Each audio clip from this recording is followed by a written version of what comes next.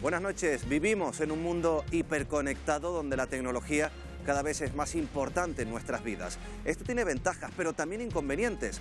Puestos de trabajo en manos de robots, registro de nuestros movimientos a través del móvil. ¿Qué nos deparará el futuro? Hace poco salió el caso de Amazon en el que escuchaban las conversaciones que tenías en tu casa con Alexa. Siri también te escuchaban todas. Se os acaba de traer la comida un robot. ¿Qué os parece? Creo que en un futuro podría afectar a muchos puestos de trabajo. También analizaremos lo que nos deja una jornada más en la que las negociaciones entre los partidos han marcado la agenda política. La investidura continúa en el aire. Enseguida lo vemos, no se vayan.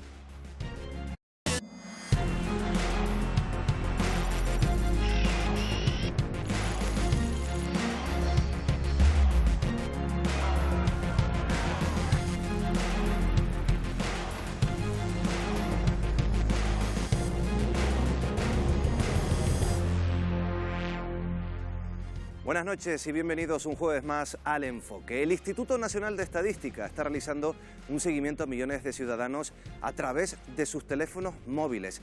Pero no solo lo hace el INE, no solo lo hace el Instituto Nacional de Estadística. Grandes empresas vigilan nuestros movimientos, controlan nuestros movimientos, nuestra actividad, nuestros consumos, como por ejemplo este dron que vigila el plató del Enfoque. Controlan también nuestros intereses y vigilan también nuestras tendencias de consumo. Vamos a hablar de este asunto en los próximos minutos en el Enfoque, pero antes vamos a presentarles a los colaboradores, a los periodistas que vamos a tener esta noche con nosotros en el programa. Paco Pomares, muy buenas noches. Muy buenas noches. También tenemos a Marta Cantero, bienvenida Marta, ¿qué tal? Buenas noches. Buenas noches.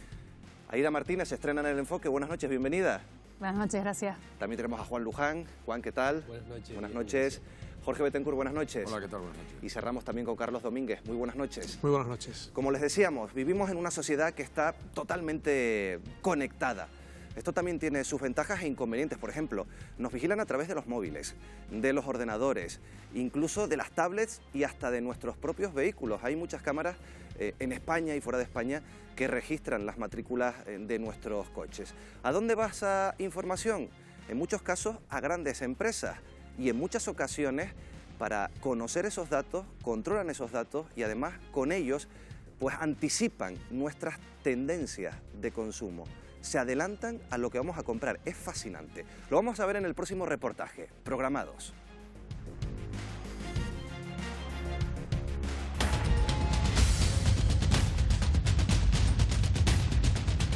Nos miran, nos escuchan, nos siguen. En cada acción de nuestra vida cotidiana estamos transmitiendo información sobre nosotros.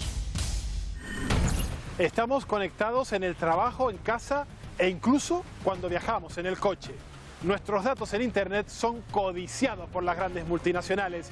Quieren saber más de nosotros, de nuestros hábitos y tendencias para adaptar sus productos y mejorar sus ventas. Pero la tecnología también entraña sus riesgos. Las estafas por Internet, la piratería y el hackeo son un peligro real. Además, algunos gobiernos vigilan nuestros pasos en la red. ¿Qué usos hacen de nuestros datos? ¿Estamos seguros?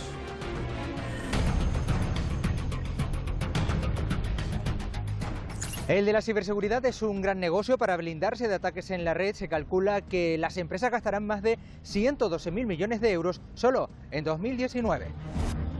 Ciberdelitos aquí en Canarias siguen en aumento. A nivel de España ha aumentado un 38% y aquí en Canarias pues un 28%. Los teléfonos móviles son una ventana entre nosotros y el mundo. Sus ventajas son incuestionables, pero también pueden ser utilizados para espiarnos e incluso para cometer delitos. Lo que más simple les parezca puede traer auténticos problemas como los que yo estoy teniendo. Me pusieron en busca de captura y ya estuve detenida. Pero al margen de la seguridad nos inquieta qué papel jugará la tecnología en los próximos años. Ya hay robots que nos sustituyen en algunos puestos de trabajo. Se reducirán muchísimos puestos de trabajo. Aquí incluso se están haciendo ya propuestas de que los robots coticen o paguen algunos impuestos. El avance de las tecnologías no solo afecta al empleo, podría acabar con tradiciones de consumo como las rebajas. Saben lo que se vende, saben lo que no se vende y lo que no se vende obviamente pues se deja de producir y así eliminan los stocks. La tecnología está transformando profundamente nuestro día a día. Nuestros actos se captan, se registran y digitalizan. Puede que muchos de ustedes aún no lo sepan, pero vivimos programados.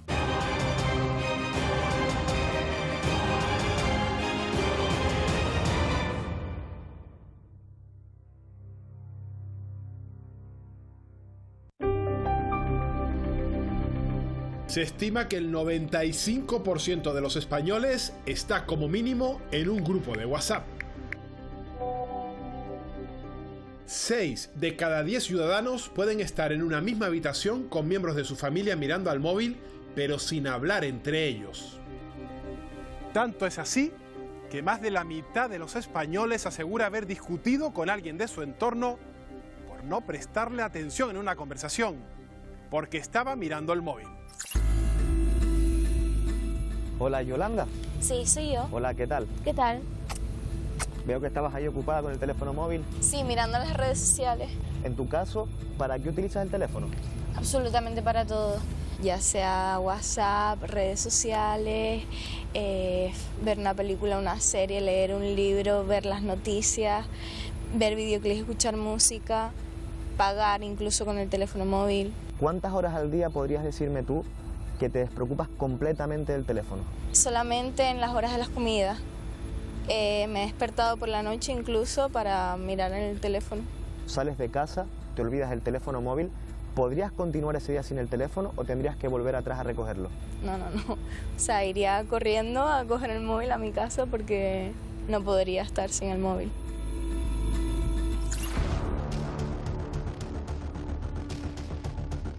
Pero el móvil también es un arma poderosa para determinar nuestros patrones de comportamiento y genera una ingente cantidad de datos, lo que se conoce como Big Data.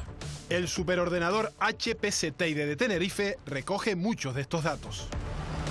Hola, Manuel. Hola, buenos días. ¿Qué tal? Muchas gracias por atendernos. Pues vamos a ver si conseguimos entrar en el superordenador. Ahí estamos. Oye, Manuel, este sistema de seguridad me ha llamado mucho la atención. ¿En qué consiste? Bueno, fundamentalmente mira las venas que tienes en las manos. Como hay sangre, está un poquito más caliente, pues es una cámara térmica que comprueba que la mano es la mía. ¿Vamos a ver el superordenador? Vamos. Bueno, pues como puedes ver, en este pasillo fundamentalmente se trata de enfriar los servidores. El aire frío viene por el suelo, evitamos que salga por el techo y enfriamos los servidores, que es el foco de calor que tenemos principal. Vale, ¿y para qué sirve este superordenador, Manuel? Bueno, fundamentalmente trata de resolver grandes problemas que de otra forma tardarías cientos de años o mucho tiempo en resolverlo. Un ordenador normal pues puede tardar en hacer este tipo de problemas, en resolver este tipo de problemas, pues puede tardar 100 días. Tú con esto en 2 horas o en 3 horas puedes resolver ese problema. Bueno, Manuel, un poquito más tranquilos ahora, sin tanto ruido, y después de ver cómo funciona el superordenador, ¿cuáles son los datos que maneja? Puede manejar millones de fotografías de la ESA, donde hay fotografías de satélites que deben procesar y trabajar con ellas. Otro de los datos que se puede entender de gran cantidad de datos es la genética. Manejar una población de miles de personas, tienes que comparar grupos de 3 gigabits con miles de personas, ya el fichero es muy grande. Mover esa gran cantidad de datos necesitas una máquina muy potente. Manuel, y para Canarias, ¿qué supone contar con una infraestructura tecnológica de esta magnitud? Bueno, primero nos abre el mundo a resolver problemas que de otra forma no los podríamos resolver aquí. Creas esa infraestructura y alrededor de esa infraestructura va creciendo ciencia, va creciendo gente formándose. Todo un mundo de datos con el que sueñan las grandes empresas y también los gobiernos. De hecho, el Instituto Nacional de Estadística está realizando un seguimiento a millones de usuarios de móviles en toda España para conocer sus movimientos. El objetivo, obtener información útil que, por ejemplo, pueda mejorar la red de transporte. Va a permitir el programar, organizar el tema del transporte público, de carreteras, de autopistas, etc., ¿no? Este estudio lo que está viendo únicamente es la movilidad de cada una de las personas y siempre con el anonimato y siempre con la protección de datos, que además la regulación, tanto española como europea, nos garantiza esa privacidad. Buenas, caballeros, ¿se puede? No sé si sabe que el Instituto Nacional de Estadística podría estar rastreando en estos momentos sus datos. ¿Conocía esta opción? No, el mío no. Informaron que el que no deseara ser monitoreado podría llamar a su compañía o poner el móvil en modo avión, que me parece absurdo totalmente, porque yo no me voy a incomunicar, o llamar a la compañía y decir que no quería estar monitoreado. Yo llamé a mi compañía y le dije que no, porque no quiero. ¿Usted con medidas como esta se siente espiado? Me siento espiado. Totalmente me siento espiado. Yo no tengo que dar información a nadie porque yo no estoy bajo ninguna vigilancia de a dónde yo voy, ni a qué horas, ni a dónde no voy. El estudio del INE se ha hecho público e incluso algunas operadoras han facilitado a los usuarios darse de baja. Pero, ¿qué ocurre cuando somos vigilados por otras compañías sin saberlo? ¿Qué hay detrás de algunas aplicaciones que utilizamos en nuestro móvil a diario? ¿Alguna vez ha leído los términos y condiciones de las aplicaciones que descarga? Vamos a imprimirlas para hacernos una idea del volumen de todo lo que tendría que leer antes de aceptar. Y vamos a consultarlo con un experto.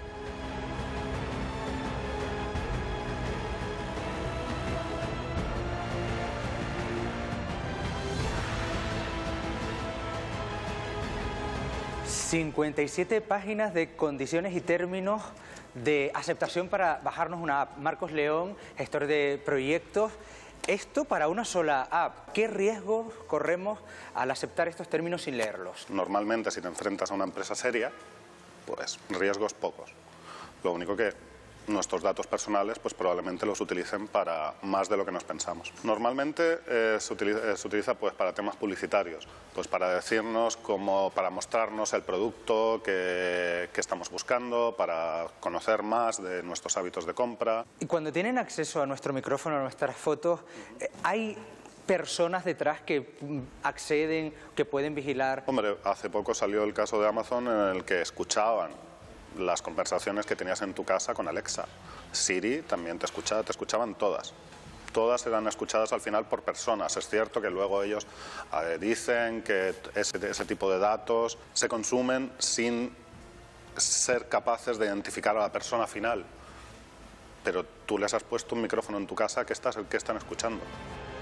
A veces ni siquiera en esas condiciones nos informan sobre lo que realmente harán con nuestros datos. ¿Se han planteado para qué los emplean? Estamos expuestos en nuestros gustos, incluso en nuestra capacidad económica, ya no solo con móviles, sino también con dispositivos como pueden ser los coches, puede ser también incluso pues aparatos que tengan internet. Y esos dispositivos encima están de alguna forma controlados por intereses económicos, que son las empresas, que van a recabar de nosotros toda la información posible. ¿Para qué? Para vendernos mejor, para intentar dar con la tecla de cuál es el mejor producto que nos conviene a nosotros.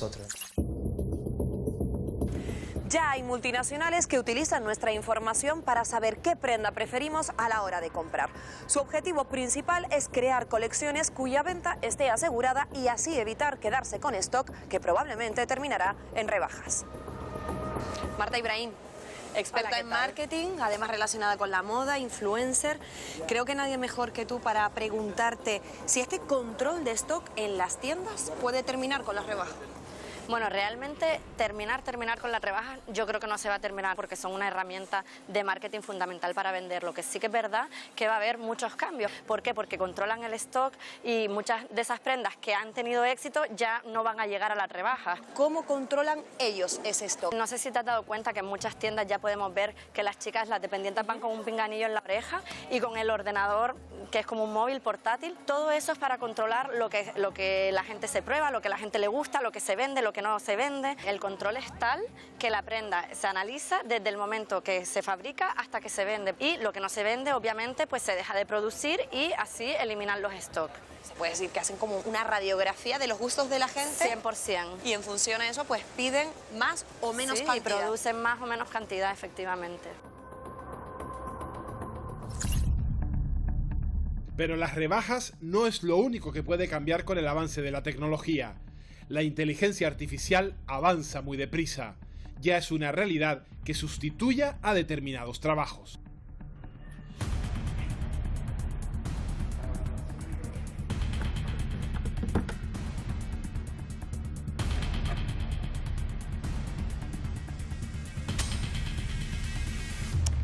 Nosotros manejamos una cartera de clientes de 450 a 500 clientes y el robot pues se le asignan 7 tour operadores. En ningún momento yo pensé que me iba a sustituir, es decir, yo lo vi como una mejora.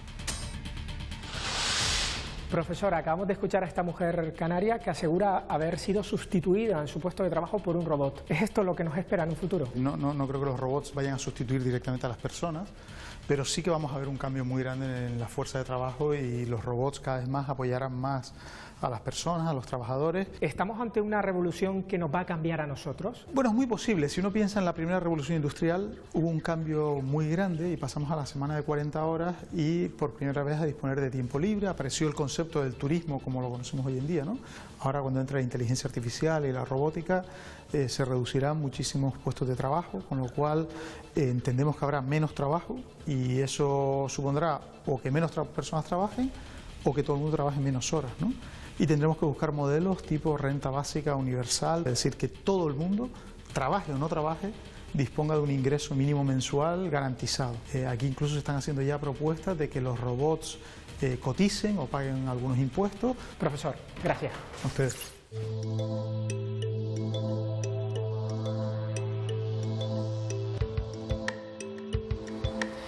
Hemos viajado a Madrid para conocer un proyecto encargado por el Cabildo de Lanzarote a unos investigadores de la Universidad Carlos III del municipio de Leganés. Se trata de una guagua eléctrica sin conductor que en los próximos meses estará prestando servicio a los usuarios en el Parque Nacional de Timanfaya.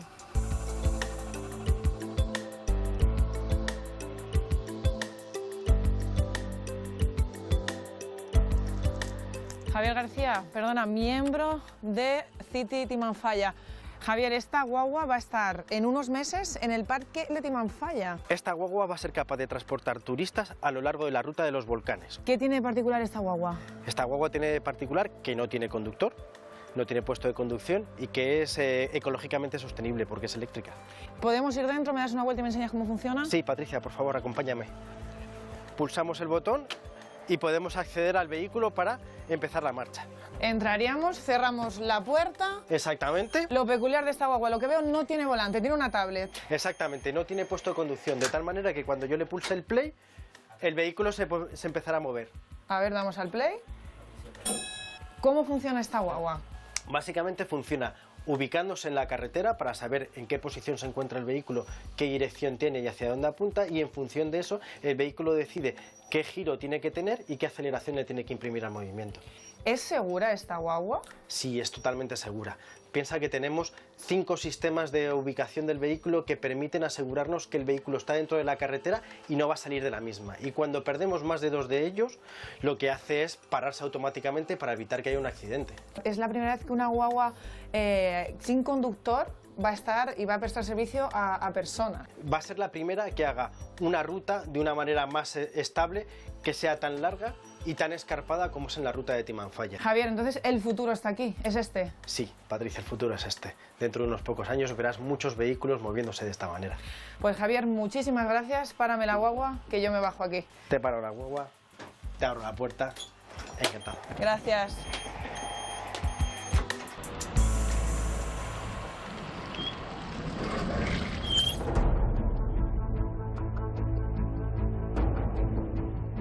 El reemplazo de trabajadores también ha llegado a la restauración. En algunos establecimientos, el camarero es un robot. Mi amor, sírvanse su menú, por favor. Y después acarícienme la cabeza para que pueda seguir trabajando. Link, este robot es un robot camarero. Tenemos que coger la comida, pero te la trae, ¿no? Sí. ¿Cuánto tiempo lleva aquí? 6 meses. ¿Y qué función tiene? Como camarero saca plato en mesa. Vosotros le tenéis que poner el plato, pero lo trae. Sí, nosotros tenemos que ayudar un poquito. ¿Os ha ayudado que este robot esté aquí en el restaurante? Sí, un poco. ¿Quita un poco el trabajo vuestro? Sí, un poquito. ¿Crees que en un futuro este robot va a quitar trabajo a los camareros? No, nosotros camareros también tenemos que ayudar al robot. O sea, aunque el robot traiga la comida, siempre necesita la ayuda de un camarero. Claro, sí.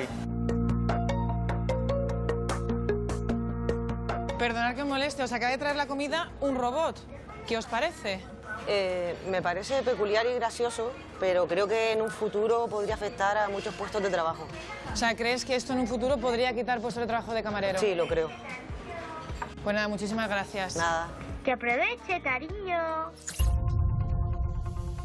Y para los trabajos que sigan desempeñados por humanos, la tecnología todavía nos reserva una sorpresa. Serán algoritmos y no personas los que puedan determinar si somos aptos o no para un empleo y además podrán decidir sobre nuestros sueldos y ascensos. Don Santiago, ya hay empresas que están seleccionando su personal a través de los rasgos biométricos y simplemente por rellenar un test. Además lo hace una máquina. ¿Esto es fiable? Es por lo pronto controvertido. Es verdad que la tecnología avanza a un ritmo a veces superior al que van los estudios que hacemos los académicos, pero a fecha de hoy existe poca evidencia sobre la fiabilidad y validez de métodos de esas características. ¿Cómo una máquina es capaz de asegurarnos que un trabajador es el que está apto para desempeñar la labor que queremos? Teóricamente, detrás de esa máquina lo que hay es un algoritmo diseñado por personas que lo que hace es valorar un conjunto de características de la variable que está midiendo. En este caso me está usted diciendo características físicas, ¿no? Concretamente faciales. Santiago, ¿este es el futuro para la selección de personal de las empresas? A fecha de hoy yo creo que es lejano el escenario en el cual la tecnología por sí sola decidirá en la selección de personal. A fecha de hoy estamos lejos de métodos válidos y fiables en ese sentido. Aunque lo más probable es que dentro de muy poco ni siquiera la mayoría de entrevistas de trabajo se hagan en salas como esta, sino en cualquier otro espacio, incluida nuestra casa. Porque el gran salto en la conectividad ya está aquí. Llega el 5G.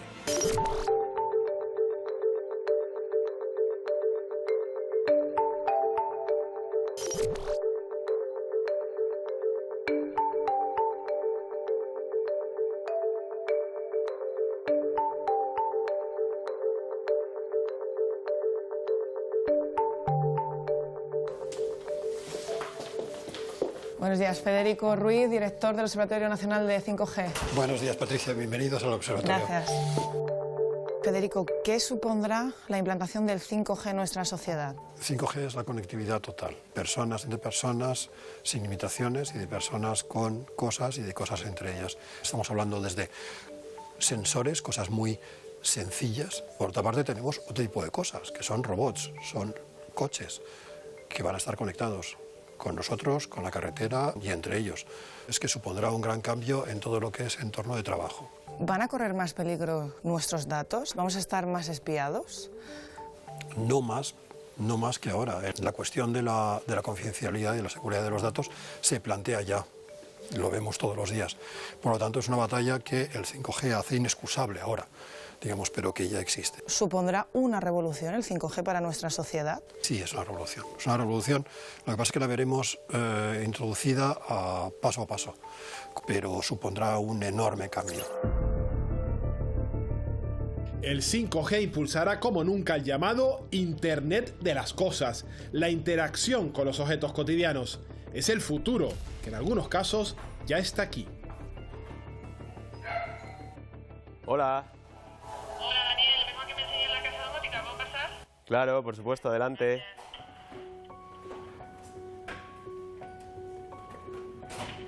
¿Qué es una casa domótica? Explícanos. Pues la domótica consiste en integrar todas las instalaciones de la vivienda. Entonces la domótica lo que permite es unificar todo el control bajo un mismo sistema para que luego sea súper fácil para el usuario. Veo esta tablet que está aquí. Desde aquí se maneja absolutamente todo.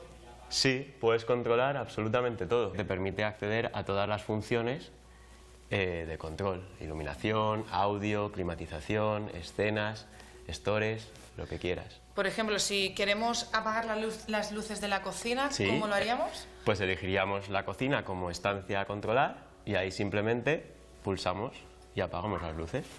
Ayudan a la vida cotidiana de una persona que vive aquí. Por ejemplo, si se le olvidan las llaves, ¿qué ocurre? Es que en esta casa no hay llaves. Directamente no te tienes que preocupar de las llaves. Puedes acceder o vía móvil o simplemente pulsando un botón en la entrada con un código, eso sí. ¿Y son más seguras estas casas? ¿El cliente también las pide porque es más seguro? Claro, al final uno de los sistemas que solemos integrar es la seguridad. Daniel, además de ese control que me acabas de enseñar, también toda la casa tiene un sistema de voz. Cuéntame, ¿cómo es? Exactamente, pues de manera natural, estés donde estés en la vivienda, puedes simplemente decirle, en este caso a Siri, qué es lo que quieres controlar desde el iPad. Una prueba, por ejemplo, con la música. Bueno, pues simplemente, oye Siri, pon música relajante. Creo que esto te dará buenas vibraciones. Automáticamente te hace caso y pone música en toda la casa. Si quieres, vamos para afuera de la casa. Pues Patrick, con pulsar un único botón, apago toda la casa y bajo todos los stories y apago la calefacción. ¿Lo probamos? I'm a ghost to you, you're a ghost to me, a bird's eye view, sandalwood. Pero el 5G también podría convertirse en un aliado de los criminales. Las fuerzas policiales europeas temen que sea más difícil el rastreo de los delincuentes en esta nueva red. Nuestra privacidad, por supuesto, se ve directamente afectada porque tanto los dispositivos como las personas que se van a conectar con nosotros van a saber más de nosotros. Entonces, en esa medida tenemos que protegernos ante las posibles fugas de información que no queremos que sepan de nosotros. Pero no hay que esperar al 5G para aprender a protegernos. Las redes Wi-Fi públicas ya entrañan peligros para nuestra privacidad. Básicamente lo que hacemos es que traemos un dispositivo que simula un router Wi-Fi y la gente que se conecte pues vamos a poder acceder a toda la información de su dispositivo, ¿vale? La víctima lo que va a ver para conectarse a la red Wi-Fi es el nombre de la cafetería. Ya tenemos montado nuestro router, nuestra red Wi-Fi falsa y ahora tenemos que esperar a que llegue una víctima. Exactamente. Esta es la técnica que utilizan los ciberdelincuentes para cometer delitos. Exactamente. Esta técnica es muy utilizada porque todo el mundo, cuando vamos a un aeropuerto, cuando vamos a una cafetería nos conectamos a las redes Wi-Fi. El usuario, por ejemplo, navega por cualquier página que no tenga protección, nosotros podemos ver qué página está navegando. Te manda una página web que él monta, que se monta aquí y tú metes tus credenciales y listo, ya tenemos acceso a todo lo que son datos de credenciales de sus cuentas bancarias o de sus redes sociales o de cualquier portal que pueda tener. ¿Te parece que miremos si ya tenemos alguna víctima? Sí, claro. Por la cámara podemos ver a quién pertenece. Te puedo decir que es la chica que está ahí atrás. Y nosotros estamos ahora mismo en su cámara y ella no lo sabe. Podemos incluso navegar dentro de los ficheros del mismo teléfono, extraer algún dato que sea importante. Vale. Sergio, ¿qué te parece si vamos a hablar con nuestra víctima a ver qué nos puede contar? Hola, perdona, te llamas Diana, ¿verdad? ¿Eres consciente de los riesgos que supone conectarse a una red Wi-Fi pública abierta? Sí, sé que es peligroso, pero bueno, lo hago muy a menudo, solo si voy a apurada de datos. Sergio, ¿qué podríamos decirle a las personas como Diana que acceden a una red Wi-Fi pública abierta y que corren ese riesgo? Debes tomar ciertas medidas. Lo primero, si vas a navegar en páginas privadas como la del banco o alguna página en la que te pida credenciales, asegurarte de que estas páginas tengan el candadito. Diana, ¿vas a conectarte a partir de ahora a una red Wi-Fi abierta? No, tendré más cuidado. Pues nada, muchas gracias. Muchas gracias, Sergio. Las tecnologías han traído consigo nuevas formas de delinquir. La suplantación de identidad es una de ellas. Irene, tú fuiste víctima de un ciberdelito a través de una página de internet. ¿Qué fue lo que pasó? Yo por situaciones personales iba a cambiar de vivienda y bueno, utilicé las herramientas que utilizamos todos, que es dirigirme a los portales de referencia. En uno de ellos pues encontré la vivienda que se ajustaba a lo que yo estaba buscando, contacté con ellos, se pusieron directamente en contacto conmigo vía mail. ¿Tú ya les has facilitado el DNI a ellos? Les mandé una copia ordinaria de las que mandamos todos al correo para la redacción del contrato que además me hicieron llegar. ¿Cuándo te das cuenta tú de que te han robado la identidad y has sido víctima de un ciberdelito? Realmente no sabía hasta dónde había llegado y era tan víctima hasta que me llegó a los 6 meses la primera demanda. La primera demanda porque efectivamente empezaron a utilizar mi identidad. La semana pasada mismamente otra vez me contactaron por Facebook, pues una chica que en Lanzarote estaba tratando de alquilar una vivienda y el anuncio estaba a mi nombre y le pasaron mi DNI y demás. ¿Y hasta dónde han llegado las consecuencias de que utilicen tu identidad para este tipo de estafas? Me pusieron en busca de captura y estuve detenida. Juicios, gastos económicos de abogados, pues imagínate, consecuencias todas las del mundo. ¿Qué consejos le darías tú a los usuarios de internet para que no se vean en la situación que tú nos comentas? Que no faciliten absolutamente ninguna documentación, simple que les parezca, porque el tema del DNI es que lo facilitamos para todo. para hacer cualquier compra, un billete de avión, esto no. Lo que más simple les parezca puede traer auténticos problemas como los que yo estoy teniendo. El número de ciberdelitos no para de crecer. En 2018 se cometieron más de 110.000. Pero, ¿podemos protegernos para no ser víctimas de ellos? Yurena, desde el punto de vista legal, ¿cuáles serían las tipologías o cuál es la naturaleza de este tipo de acciones delictivas? En lo que es la ciberdelincuencia la podemos diferenciar, por un lado, en los delitos de seguridad, que nuestro código dirige a los ataques a los equipos tecnológicos, y luego tenemos lo que es el delito clásico instrumentalizado a través de la tecnología. ¿Cómo se podría minimizar o podríamos evitar el convertirnos en víctimas de un ciberdelito? La primera defensa somos nosotros, o sea, nuestro conocimiento. Debemos tener unas buenas contraseñas en nuestros ordenadores, en nuestros dispositivos, ya sea por si se nos pierde. Nunca compartirlos con personas. Debemos nosotros estar concienciados e informados de cómo se está moviendo la ciberdelincuencia para no caer en ese tipo de engaños, de ataques phishing. Los ciberdelitos aquí en Canarias siguen en aumento. A nivel de España ha aumentado un 38% y aquí en Canarias pues un 28%. Para terminar, ¿podrías hacernos una estimación de lo que una empresa podría gastarse en seguridad para evitar este tipo de ciberataques? Tú no le puedes pedir a una empresa que económicamente está subsistiendo, no le puedes pedir que haga una inversión, por ejemplo, de 5.000 euros porque no lo tiene. Medianamente van subsistiendo como pueden, o sea, con la tecnología básica y poniendo las medidas de seguridad bajo sus conocimientos. Y es que los ataques cibernéticos más ambiciosos no van dirigidos a los ciudadanos, sino contra los gobiernos o las grandes empresas. Y sus efectos son devastadores. En algunos bancos se ha llegado a contratar a hackers para poner a prueba sus sistemas. Deepak Dangwani, ¿tú eres hacker? ¿Alguna vez has intentado hackear un banco o una gran empresa? Bueno, en alguna ocasión he dado sin querer, casualmente, con un servidor de un gran grupo de banca. Fue una cosa que sucedió entrenando mis capacidades y mis habilidades, y a partir de ahí sí que podía haber hecho muchísimo daño, pero evidentemente lo que hice fue parar la simulación y a partir de ahí reportarlo para que fuera corregido, ¿no? Deepak, tú eres hacker, pero con corbata y das la cara. No es la imagen que probablemente tenemos de un hacker. ¿Por qué lo hace? Nosotros distinguimos entre hackers y ciberdelincuentes. Intentamos llegar al conocimiento avanzado de sistemas, dispositivos, tecnologías, protocolos, estándares para romper los límites que la tecnología nos ofrece, buscar agujeros de seguridad, siempre con el ansia de saber, de superar retos, de conocer un poco más y de destripar la tecnología por esa satisfacción de conocimiento. Y luego, todas esas personas que usan ese conocimiento, esas técnicas, esas investigaciones hechas por grandes hackers, son ciberdelincuentes. En el caso de grandes empresas canarias, ¿están blindadas para evitar esos ataques de hackers? Bueno, cada semana tenemos noticias de incidentes relacionados con la ciberseguridad y las empresas canarias no son menos. Hay ayuntamientos que han sufrido ataques de ransomware, hay organizaciones privadas y públicas que han sufrido incidentes de diferentes tipos y van a seguir ocurriendo, tanto en Canarias como fuera. Además de empresas y ciudadanos, los estamentos oficiales también están expuestos a los piratas informáticos. Este verano, el ente de recaudación fiscal de Bulgaria sufrió un ciberataque masivo que dejó expuesta la información personal de casi todos los habitantes del país. ¿Cómo mejorar nuestra seguridad en un mundo cada vez más informatizado? Nuestros gustos, fotos, opiniones, cada vez que nos conectamos a Internet, dejamos miles de datos en la red que son utilizados por empresas que se adelantan a nuestras necesidades para tentarnos a adquirir productos o servicios. ¿Somos conscientes de que estamos programados? Ya lo han visto, pues el control es total. Incluso veíamos los ejemplos a través del móvil que sirven para recopilar muchos datos de lo que hacemos en el día a día.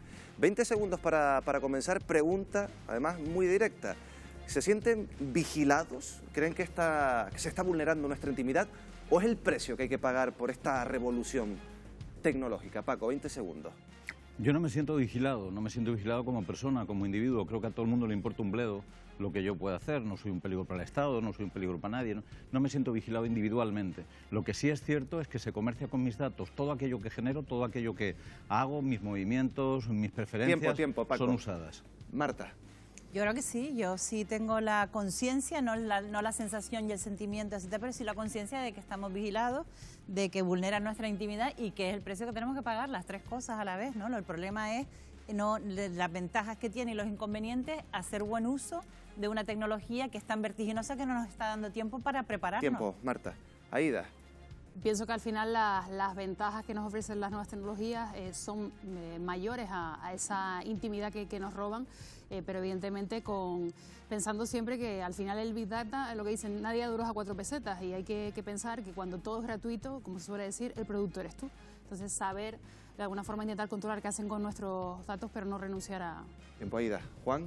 Sí, todo es una mercancía y nuestros datos y nuestra intimidad es una mercancía más. Yo soy consciente que, digamos, estoy vigilado, pero tampoco me preocupa en el día a día, quiero decir, no me perturba. Sí me fastidia que hagan negocio con mis datos y creo que se podría evitar con una legislación. Muy bien. Jorge. Hoy estamos más vigilados que ayer y menos que mañana. No es solamente es un bolero. No es solamente que conozcan nuestras costumbres, nuestros usos, es que además pueden influir en los comportamientos sociales. Tenemos ejemplos abundantes de publicidad personalizada en propaganda electoral, en campañas electorales. Hay unas aplicaciones realmente inquietantes de ese conocimiento. Carlos, cierras tú esta pregunta. Pues soy consciente de que uno está vigilado, de que nos vigilan, pero efectivamente es el peaje que tenemos que pagar para aprovecharnos de todas estas nuevas tecnologías y de todas las comodidades que nos dan. Y estoy con lo que decía Aída. Al final, cuando todo es gratuito, pues el precio que hay que pagar es la intimidad de uno. Bueno, pues vamos con la polémica de esta vigilancia, la polémica de las últimas semanas. Ya saben, ese estudio que está realizando el Instituto Nacional de Estadística, 500.000 euros, el presupuesto para controlar, para vigilar nuestros movimientos durante 7-8 días a través de nuestros móviles. Esto es un asunto bastante polémico. Yo no sé si esto abre el debate de hasta qué punto una institución, porque estábamos hablando de grandes empresas, pero hasta qué punto, Marta, una institución también puede acceder a nuestros datos.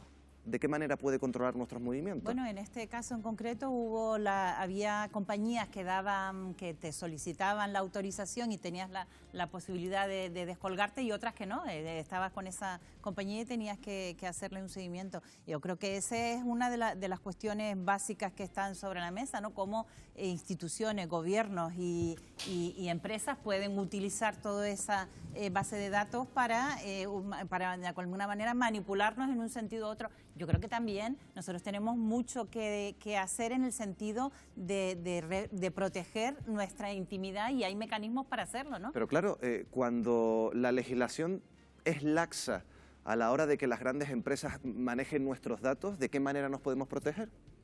Yo creo que depende habría que hacer cambios de legislación. Antes en el reportaje alguien hablaba de la revolución industrial y la revolución industrial al principio se pagó un alto peaje, hubo esclavitud infantil, la explotación laboral al máximo y luego se fue haciendo una serie de luchas para defender los derechos de los trabajadores. Ahora pasa lo mismo, quiero decir, puede haber una revolución digital, pero se podría controlar ese peaje, por ejemplo, que cualquier compañía, incluso pública, tenga que pedir permiso para usar tus datos o para venderlos, ¿no? Paco, ¿qué se está legislando? ¿Para las grandes empresas, para que controlen estos datos? No.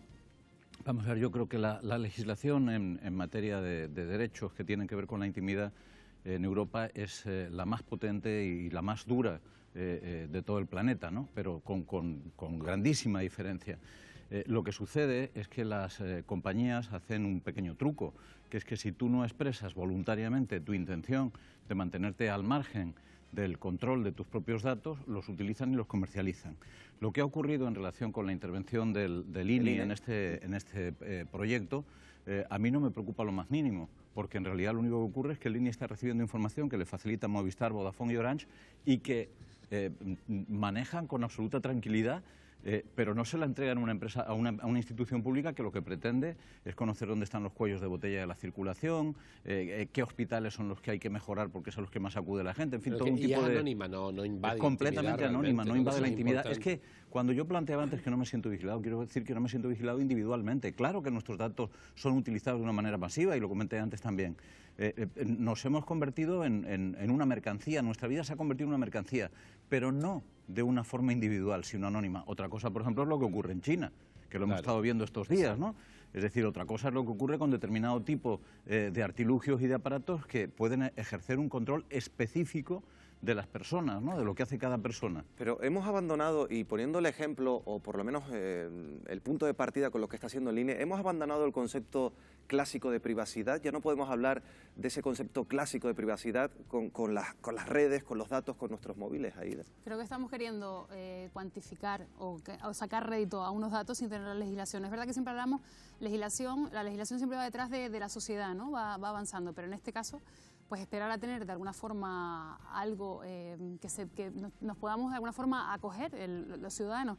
Y yo al final, pensando en que no estamos en el día a día pendientes de nuestra privacidad, quizá me molesta más que el INE haya pagado a las compañías y que esas compañías ni siquiera han pensado nosotros como usuarios en descontarnos nada, porque a mí, no me han preguntado si quiero o no participar en ese estudio, y por otro lado, les han dado dinero. Sí, y no sí te lo han preguntado, te lo preguntaron hace tiempo y contestaste que sí. Pues será que, es decir, el problema, se me pasó hace años que iba a ser ahora recuperamos. El problema es que hemos cedido nuestros datos a las compañías, Paco, los hemos cedido voluntariamente. Ahora recuperamos este debate muy interesante porque en unos minutos después de la publicidad vamos a hablar también de los ataques informáticos. Fíjense, las empresas más afectadas son las pequeñas y medianas empresas, no las grandes empresas. Vamos a hablar después de la publicidad en unos minutos con un empresario, con un pequeño empresario que se ha tenido que enfrentar ante uno de estos ataques. Lo vemos enseguida.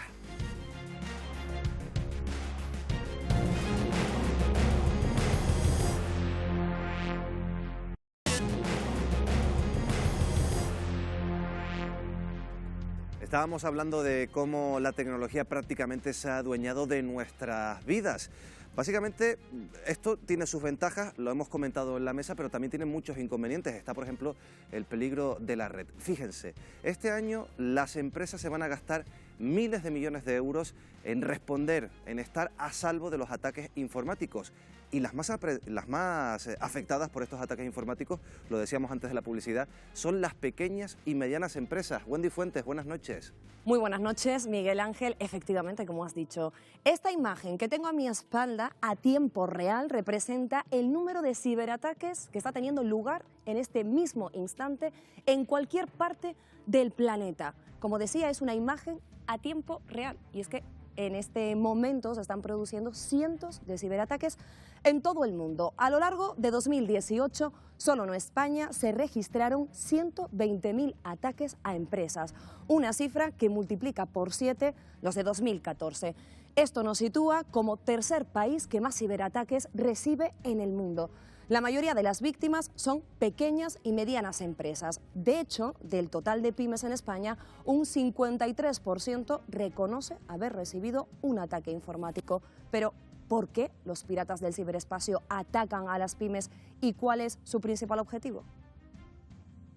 Porque probablemente son los que tienen menos conciencia del riesgo que supone estar en Internet y también son los que tienen más dificultades para asumir el costo de estar robustos en su seguridad informática. Las consecuencias son graves para estas empresas, ya que reponerse de un ataque de este tipo tiene un coste medio de 35.000 euros. Ante este panorama, más del 90% de las empresas asegura que deben incorporar mecanismos de ciberseguridad para proteger sus sistemas, pero ¿pueden permitírselo? El coste que tiene que asumir una empresa para tener cuidado y sentirse segura, entendiendo por seguridad nunca el 100%, no es pequeño, pero es un coste que las empresas deben asumir buscando aliados en federaciones, en asociaciones con otros empresarios y así sumar y reducir su coste. Algunas de las empresas que reciben ataques informáticos están en Canarias y precisamente con el responsable de una de ellas se encuentra nuestro compañero José Denis. Muy buenas noches. ¿Han vuelto a la normalidad tras haber sido hackeados? Sí, sí que pudieron hacerlo. Wendy, buenas noches. En apenas 24 horas. Estamos con Guillermo Nieves, el ex empleado de este establecimiento que sufrió ese ataque por parte de hackers. ¿Cómo consiguieron volver en menos de 24 horas a la normalidad? ¿Cómo empezó todo, Guillermo? Bueno, esto fue en fin de semana. El lunes, cuando nos incorporamos al trabajo, nos dimos cuenta de que no funcionaba el sistema informático. Y vimos que había un correo que se había abierto y que había infectado el sistema informático tirándolo por completo abajo. Por lo tanto, un trabajador de aquí del establecimiento le dio clic a un correo que hizo que se contaminara todo el acceso que ustedes tienen a todos los equipos. A partir de ahí, ¿cómo actuaron? Bueno, pues cuando nos dimos cuenta de que había sido un virus, porque una compañera abrió un correo, pues posteriormente llegó un correo pues pidiendo un rescate para volver a la normalidad, cosa que lógicamente no pagamos. Nos pedían moneda virtual Bitcoin, creo que eran como 4.500 euros aproximadamente, pero gracias a una copia de seguridad que tenemos, pues todo volvió a la normalidad en casi un día, 24 horas. Por lo tanto, ustedes no aceptaron ese chantaje de más de 4.000 euros. ¿Estaban ustedes preparados previamente para evitar ciberataques? Sí, bueno, teníamos, ahora lo estamos más. A raíz de esto hemos reforzado el sistema informático en seguridad, pero tampoco lo estábamos tanto antes y gracias a la copia de seguridad pues pudimos volver a la normalidad. Por lo tanto, la copia de seguridad ha sido clave para ustedes en este caso. Sí, y muy importante. Eso fue lo que nos salvó porque estuvimos pues todo ese tiempo incomunicados. Casi no podíamos trabajar porque todo aquí se hace pues a través del sistema informático. Han reforzado la seguridad, por lo tanto la inversión que esta empresa hace en ciberseguridad cada vez va a más. Sí, pues a raíz de eso aquí nos hemos dado cuenta que claro que no podemos tampoco otra vez pues tener este problema y esto es lo que han hecho en la directiva de la empresa. Guillermo, muchísimas gracias por contarnos su caso. Gracias. Gracias a ustedes. Gracias. Buenas noches, Wendy. Buenas noches. Gracias, José Denis. Muy buenas noches. Pues ya lo han visto en casa, la importancia de estar protegidos en el ciberespacio, porque de lo contrario, Miguel Ángel, tendrían que asumir costes bastante elevados y en este caso les ha salvado la copia de seguridad. Costes bastante importantes. Me quedo con un dato que has dicho, Wendy, mira, lo apunté por aquí. En España se registran más de 120.000 ataques a empresas. Una cifra espectacular. Jorge, yo no sé si estamos pues preparados para esta amenaza casi diaria. Como todo en la vida, unos sí y otros menos, ¿no? Lo que pasa es que yo creo, en el mapa que vimos de ciberataques se veía un mundo lleno de ciberataques y otro vacío. Sí. Hay una pobreza tecnológica ahora que ha creado dos mundos, el mundo desarrollado y el no desarrollado. Y tiene mucho que ver también con la riqueza de las naciones, porque la tecnología está al servicio de la productividad, ¿no? De todas maneras, hemos enfocado este tema desde el punto de vista comercial, ¿no? Yo creo que hay un mundo, el mundo que vivimos está marcado por el año 2001, los atentados de las Torres Gemelas en Nueva York. Vivimos un antes y un después en materia de seguridad.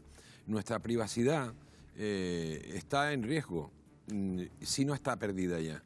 No solamente son los móviles, a mí lo del INE me parece una chorrada, porque los teléfonos tienen localizador por GPS, cualquiera puede saber cómo te has movido los últimos 2 años de tu vida si has tenido el teléfono encima, ¿no?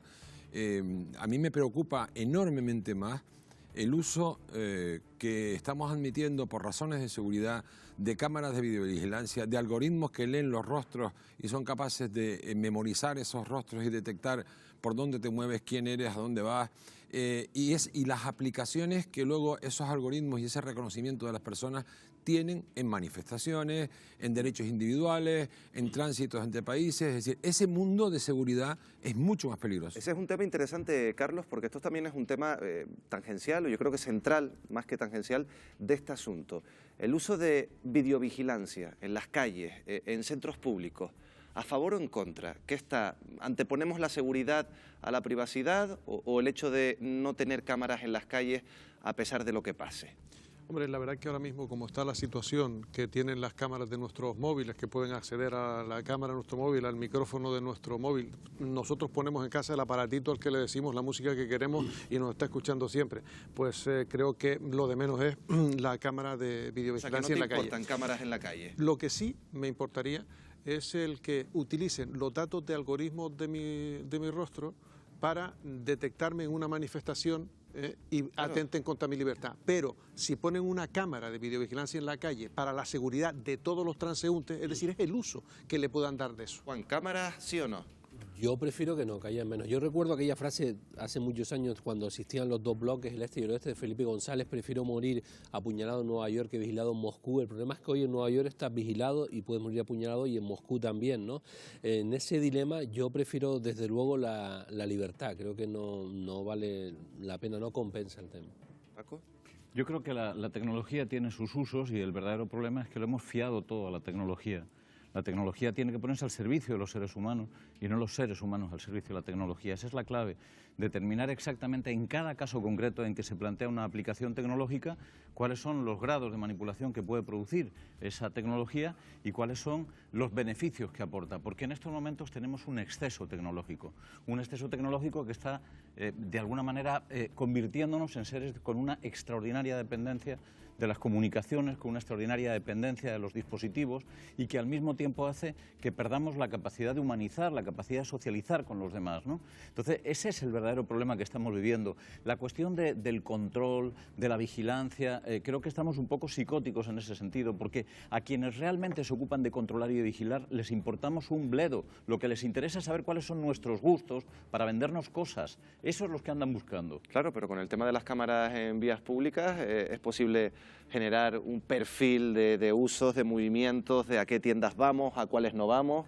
Es que yo creo que estamos poniendo el acento en los aspectos negativos, ¿no?, de toda esta, porque la realidad es que estamos en una transición bestial, como ha habido otras transiciones, como comentaron antes, en la era industrial, y entonces tendemos a decir de lo que tenemos y lo que sabemos y conocemos se está perdiendo, pero es que no sabemos bien cuál va a ser lo nuevo. Sí sabemos que algunas de las aplicaciones son negativas y algunas muy positivas que no estamos destacando aquí, por ejemplo, en temas de sanitarios, en temas de un montón de aspectos que sí, ayudan a mejorar la vida, ¿no? Yo creo que lo que no es bueno es que tengamos como una especie de psicosis colectiva, ¿no? Aunque siendo real, que efectivamente el mundo en el que vamos es ¿no?, de mayor cierto. Control. Hemos hablado de ventajas y de inconvenientes desde el primer minuto. Es cierto que nos estamos centrando un poco más en los inconvenientes. Hablamos de un tema también que tiene que ver con todo este asunto de estos avances tecnológicos. En España hay 200 robots por cada 10.000 trabajadores, un ratio que seguramente se irá estrechando en los próximos años. Vamos a conocer qué implicaciones tiene esto, de qué manera nos va a afectar esta nueva revolución laboral. Wendy, creo que tienes un protagonista, un invitado. Muy bien acompañada, por cierto, Miguel Ángel. Esta noche nos acompaña Cristóbal Díaz, agente de empleo. Buenas noches. Buenas noches, Wendy. Gracias. Cristóbal, como sabemos, la robotización avanza y esto nos lleva a una inevitable transformación del sector laboral, ya lo hemos visto, y la pregunta que te queremos hacer: ¿desaparecerán empleos? Y si es así, ¿cuáles son los más vulnerables a esta revolución tecnológica? Obviamente el mercado de trabajo no va a estar indemne de todos estos avances que estamos viendo. De hecho, hay estudios que dicen que el 14% de los trabajos que conocemos actualmente van a desaparecer completamente. Y curiosamente, un 32% de los empleos que hoy conocemos van a sufrir un cambio muy radical, es decir, que van a ser totalmente diferentes a como los conocemos hoy en día. ¿Qué ocurre? Que esta implicación o esta influencia de la nueva tecnología va a ser diferente según el sector y los puestos de trabajo de los que estamos hablando. Van a haber sectores más vulnerables a este tipo de cambios, ¿no? Podríamos decir que los que ya podemos identificar como más sensibles. Además, aquí los tenemos en esta gráfica, ¿podemos identificar? Podemos ver que en los primeros lugares de influencia van a estar el sector, por ejemplo, de transporte, ya lo vimos antes en el reportaje, o incluso la industria. Estamos más habituados ya a ver cadenas de montaje cada vez más automatizadas, la construcción. El personal administrativo, es decir, un administrativo, como lo vemos ahora, puede que sufra también ese cambio en su puesto de trabajo, ¿no? Entonces, va a haber sectores más sensibles a ese tipo de innovaciones. Veíamos ese ranking. Y por el contrario, Cristóbal, ¿cuáles van a ser esos empleos que más se van a resistir a ser sustituidos por los autómatas? Sí, efectivamente. Veíamos que en los últimos lugares estaban aquellos puestos de trabajo o aquellos sectores quizás más relacionados con las personas. Por ejemplo, hay incluso peones especializados en el sector agrícola y pesquero que quizás se vayan a ver beneficiados por esos avances tecnológicos, no van a ser tan sensibles. O profesionales cualificados, un médico hoy en día se está estudiando la posibilidad de operar en remoto, o psicólogos, o un economista. Van a ser profesionales cualificados que se van a apoyar en la tecnología y no se van a ver tan afectados. O incluso los cargos directivos de las empresas, las personas que toman decisiones. Eso va a estar más difícil, ¿no? Efectivamente, eso va a ser un poco más complicado porque la toma de decisiones va a depender de muchos elementos elementos que no controlaría una máquina, a no ser que tenga un algoritmo muy avanzado. Tú entiéndonos que al ver este panorama que cada vez se va acercando más, deberíamos de preocuparnos, te pregunto. Yo creo que podemos respirar tranquilos, ¿no? Porque a la vez que estamos viendo que se van a destruir puestos de trabajo, también se van a crear puestos de trabajo nuevos que a día de hoy no conocemos. De hecho, hay estudios que dicen que el 85% de los trabajos que van a existir dentro de 10, 15 años todavía no los conocemos. Ese avance tecnológico va a implicar que se exijan nuevas ocupaciones para, por ejemplo, controlar esa nueva tecnología.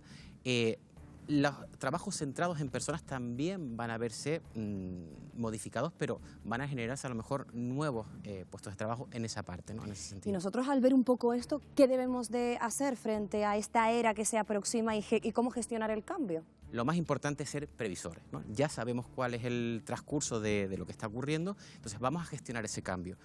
Por un lado, las empresas, para poder ser más competitivas, van a tener que planificar el cambio, el adaptar a sus trabajadores y trabajadoras para que puedan responder a esas demandas del mercado. Las instituciones públicas deben darnos recursos para podernos recualificar. Y nosotros mismos, es lo más importante, tenemos que ser y estar abiertos a ese cambio y adaptarnos a las nuevas necesidades. Y ya para terminar, no sé si Miguel Ángel y yo nos tenemos que preocupar, hemos visto robots presentadores en Japón, ¿nos preocupamos o no? Yo creo que no. Bueno, pues con eso nos quedamos. Gracias, Carlos, por Cristóbal, por acompañarnos esta noche. Pues ya lo has escuchado, Miguel Ángel, ¿se puede convivir con los robots? Sí, lo importante es lo último, lo demás nos da igual un poquito. No, y muy interesante, además vamos a trasladar algunos de los datos que nos ha aportado. Hay que tener, Aida, miedo, Paco, a la progresiva robotización de muchos trabajos. Yo creo que todo lo contrario. Estoy convencido de que la robotización va a significar una liberación de la maldición bíblica de tener que trabajar. Lo que pasa es que cuando se plantea esto y se plantea con seriedad, la gente piensa que uno está vacilando. Pero lo cierto es que en los últimos 200 años la progresión de la relación entre el hombre y el trabajo ha ido en la dirección a que se reduzca el tiempo de trabajo. Nos parece que no, porque hemos vivido una crisis coyuntural en la que se producen abusos, etcétera, etcétera.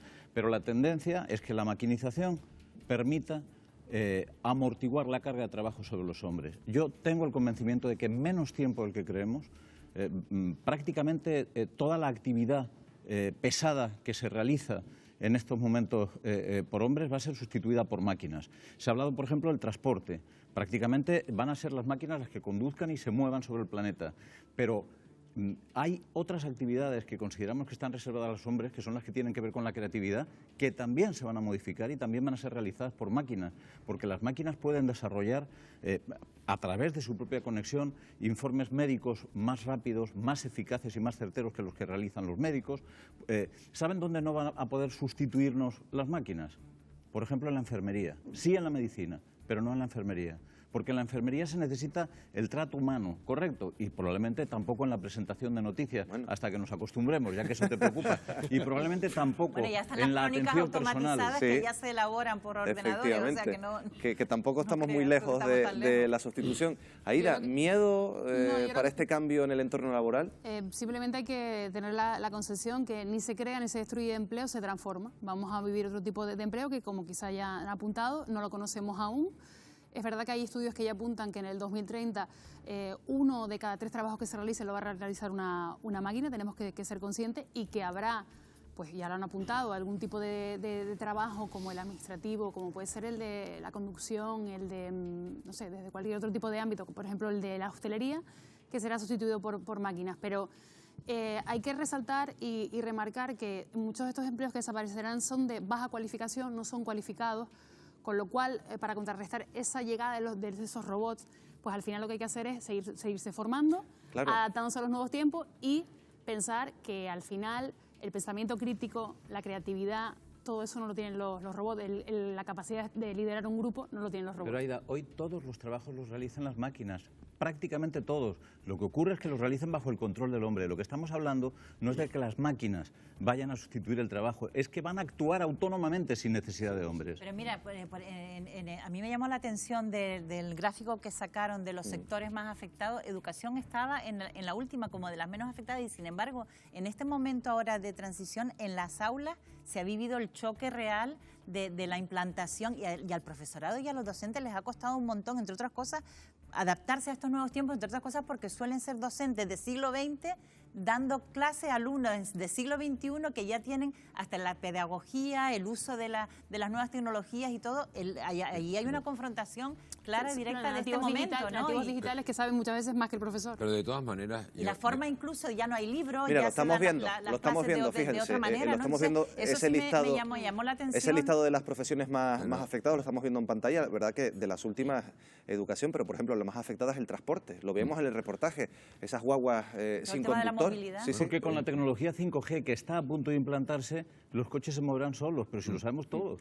Jorge. Lo que pasa es que yo creo que al final nos planteamos cosas que, en fin, como decía, cantaba Serrat, nunca es triste la verdad, lo que no tiene remedio. Es decir, vamos, no es que queramos o no queramos, el mundo va hacia ahí. La pregunta que tenemos que hacernos es, ¿será un mundo mejor o peor que el nuestro?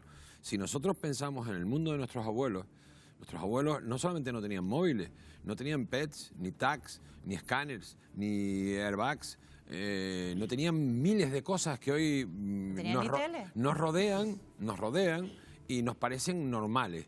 ¿Este mundo es mejor que el de nuestros abuelos? Probablemente sí.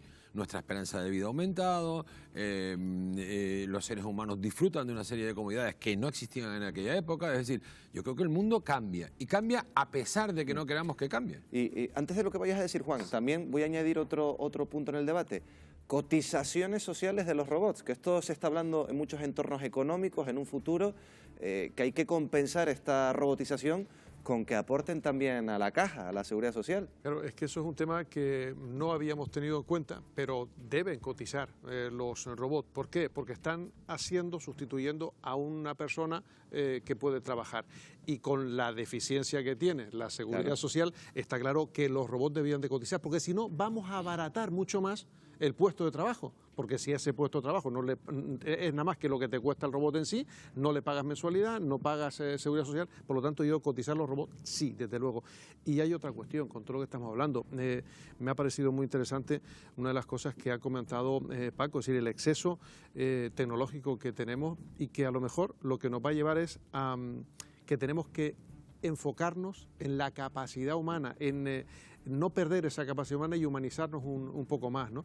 Creo que por ahí tienen que ir los tiros. En esa línea de humanizar, yo creo que se puede hablar a las 10:35 de la noche, que no estamos hablando de las máquinas de placeres sexuales también, es un tema que no ha salido en el reportaje y que cada vez parece que se están utilizando más, y ahí no sé si también... Siempre quieres que hablemos de las cosas que a ti te gustan. No, yo estoy diciendo que a estas horas deberíamos de hablar un poquito de eso también, ¿no? En el sentido de... Yo me acordé por lo que tú... Me acordé por Paco, pero por lo que digo del trato humano en la enfermería, a mí me da rabia porque que esto sustituya a un trato humano me parece mal. ¿Por qué me miras así, Jorge? No, yo no. Estaba mirando con admiración por haber colegido esos dos temas tan distintos. Hay un ejemplo de tecnología complementaria. Sí. Precisamente sabemos, por ejemplo, los estibadores que esta semana zanjaban la huelga. Ahí hay un problemón también. Pues, por ejemplo, en Japón tienen los estibadores, los visten con un exoesqueleto que les ayuda en las labores de carga y descarga. Entonces, creo que son 250 kilos lo que puede coger cada uno. Entonces, el trabajador no pierde su puesto de trabajo y la tecnología le ayuda para que pueda desempeñar pues hasta un alto grado de esa tarea. Les voy a cambiar de tema. Estamos con esta temática, pero les voy a cambiar y les voy a aportar algo diferente, porque seguro que les ha pasado a ustedes aquí y a ustedes también en casa. Se les estropea un electrodoméstico. Van a la tienda o al servicio técnico y les dicen, pues es preferible que se compre este producto nuevo porque le va a resultar más barato que arreglarlo. Esto pasa y en muchas empresas construyen o fabrican este tipo de electrodomésticos para asegurarse también ventas posteriores. Se llama obsolescencia programada. Vean. Nos encontramos en plena revolución tecnológica. Algunos hablan incluso de un cambio radical en nuestra vida cotidiana debido al impacto de la inteligencia artificial.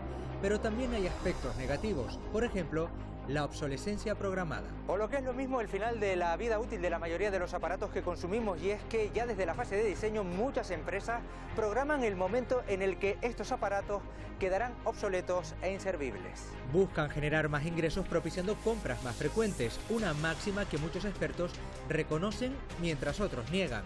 José instala su nuevo microondas tras tirar el anterior para el que no hubo solución. José, te vemos aquí montando este nuevo microondas. ¿Qué le pasó al anterior? Pues el otro se me estropeó y lo llevé a un servicio técnico y no encontraron piezas para poder arreglarlo. Me aconsejaron que me comprara otro nuevo. ¿Y cuántos años tenía ese microondas viejo? 8 años. 8 años nada más, y con 8 años de vida te dicen que ya no hay solución para repararlo. Correcto. Y espero que con este no me pase lo mismo. Los talleres de reparación cada vez tienen menos trabajo por este fenómeno. Muchos consumidores no llegan a consultar si es posible arreglar estos aparatos. Lavadoras, neveras, hornos, microondas. ¿Hay gente que directamente ni se molesta en traerlo ni consultar en el taller? Correcto.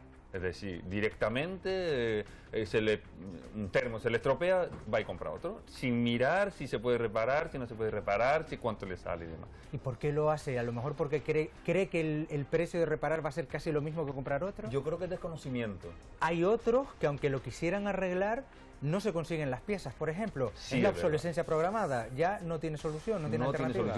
Estamos ante un fenómeno que ya Francia ha legislado. En ese país esta práctica está tipificada como delito. En España, de momento, no existe regulación. ¿Por qué? Posiblemente por la presión que ejercen los lobbies, las grandes empresas de la industria de los productos electrónicos. El poder de influencia en parlamentos nacionales pues ha hecho o ha evitado que tengamos a día de hoy una norma que regule la obsolescencia programada. Para algunos expertos, la obsolescencia programada es positiva para la industria porque estimula la demanda. Sin embargo, para los críticos con este sistema, supone un fraude y animan a adquirir productos que apuesten por la durabilidad.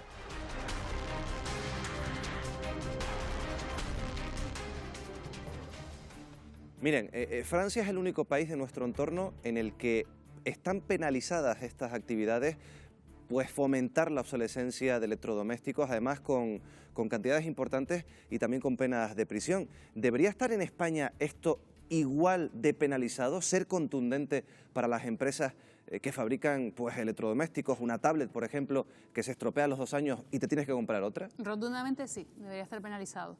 Y deberían avisarnos a los usuarios y decirnos, oiga, a usted la vida útil de este electrodoméstico o de esta tableta, lo que sea, es X. Y yo cuento mi caso personal. Tengo una tableta que me ha durado 6 años, sigue milagrosamente viva, sí. Pero se empeñan las compañías con sus actualizaciones, sus sistemas operativos, a que al final te acabas comprando otra sí o sí, porque te empiezan a limitar, empiezan a decirte, no te vamos a actualizar más el sistema operativo, pero es que las aplicaciones que te quieres descargar te dicen, no, si no tienes este sistema operativo, no se lo puede. Entonces al final entras en un debate que tú dices, pero si es que mi tableta está bien, ¿por qué me debo comprar otra? Entonces ese debate que da rabia. Esto de fabricar mal para volver a comprar, la verdad es que se dice así de rápido, pero es que suena horrible. Y es incompatible si los estados realmente quieren apostar por políticas contra la crisis climática, es fundamental, en coherencia habría que hacer eso, aparte de otras historias como la telefonía y las tablets, lo que han costado guerras y vidas humanas, el tema de la guerra del coltán, por el materialito ese que tienen todos los teléfonos, ¿no? Entonces yo creo que en coherencia lo que hace Francia debería ser una referencia y no una excepción, ¿no? En principio la Unión Europea va a cambiar la legislación y creo que a partir del año 2021 va a obligar a las empresas a fabricar recambios para los electrodomésticos durante al menos 10 años, porque esa es otra. Vas a buscar un recambio y a los 2 años ya no existe ese recambio y tienes que comprarte un producto nuevo. Estos son estrategias que van contra el consumidor, claro, de todas. Bueno, claro, porque es que la obsolescencia que es todo en la cultura esta del consumo que tenemos que nos arrastra. Rápido. Porque hay dos frentes. Uno, el que efectivamente se pongan medios para que la producción vuelva a ser los electrodomésticos de nuestras madres duraban toda la vida, ¿no? Y los coches, y para que vuelvan, con lo cual se puede producir para que sigan durando, ¿no? Y el tema después del uso del consumo que nosotros hagamos, porque yo creo que cada casa cuántos teléfonos inservibles tenemos y cargadores que ya no enchufan, porque después los cargadores lo cambian en cada modelo, ya no te sirve este con aquel y hay cajas ahí en el que se acumula un montón de, Juan lo decía, de material de desecho. Todas las consecuencias que tienen que ver con el medio ambiente, con la emisión de CO2, Carlos. Es que hay una cuestión, es que hay que ser duro. O sea, la obsolescencia programada es una doble canallada. Sí. La primera canallada es el gasto que le haces a la persona, al consumidor. Y después es una canallada al medio ambiente, porque venga a tirar. Ahí vemos justamente lo que se ve en las pantallas. todos esos residuos que encima no sabemos cómo podemos reutilizarlos. Y después otra cuestión, al final, ¿quién paga los platos rotos? Bueno, pues muchas veces ese segundo mundo, que no es el mundo que está avanzado, el mundo tecnológico, pues al final ese es el que paga también las consecuencias. Bueno, conste que estoy totalmente de acuerdo con lo que se ha dicho. Yo creo que hay que legislar contra la obsolescencia programada a nivel internacional, y específicamente la Unión Europea tendría que hacer la tarea y plantearlo. Pero me gustaría recordar una cosa. La obsolescencia programada se ha quedado obsoleta, porque podría decirse que afectaba fundamentalmente a los grandes electrodomésticos, a los coches, digamos al mundo de lo mecánico. Y el mundo de lo mecánico ha saltado por los aires. Ya no hay una producción mecánica. La obsolescencia no se produce en las piezas, se produce fundamentalmente en los sistemas que rigen en estos momentos el alma de la máquina, ¿no? Es decir, en los sistemas informáticos. Llegados a ese punto, ¿cuál es el problema? El problema es que se avanza a tanta velocidad, cada 2 años se duplica la capacidad de almacenaje y la capacidad de proceso, con lo cual se puede ofrecer un servicio infinitamente más grande. ¿Por qué caen las tabletas cada 2 años o los teléfonos cada 2 años? No solamente porque a las compañías les conviene que también, fundamentalmente porque se desarrollan sistemas y mecanismos que son mucho más veloces, mucho más rápidos. No hablemos ni siquiera de las tabletas. ¿Qué pasa con los sistemas de comunicación? ¿Cuánto tiempo hemos tardado de pasar de 3G a 4G y ahora a 5G?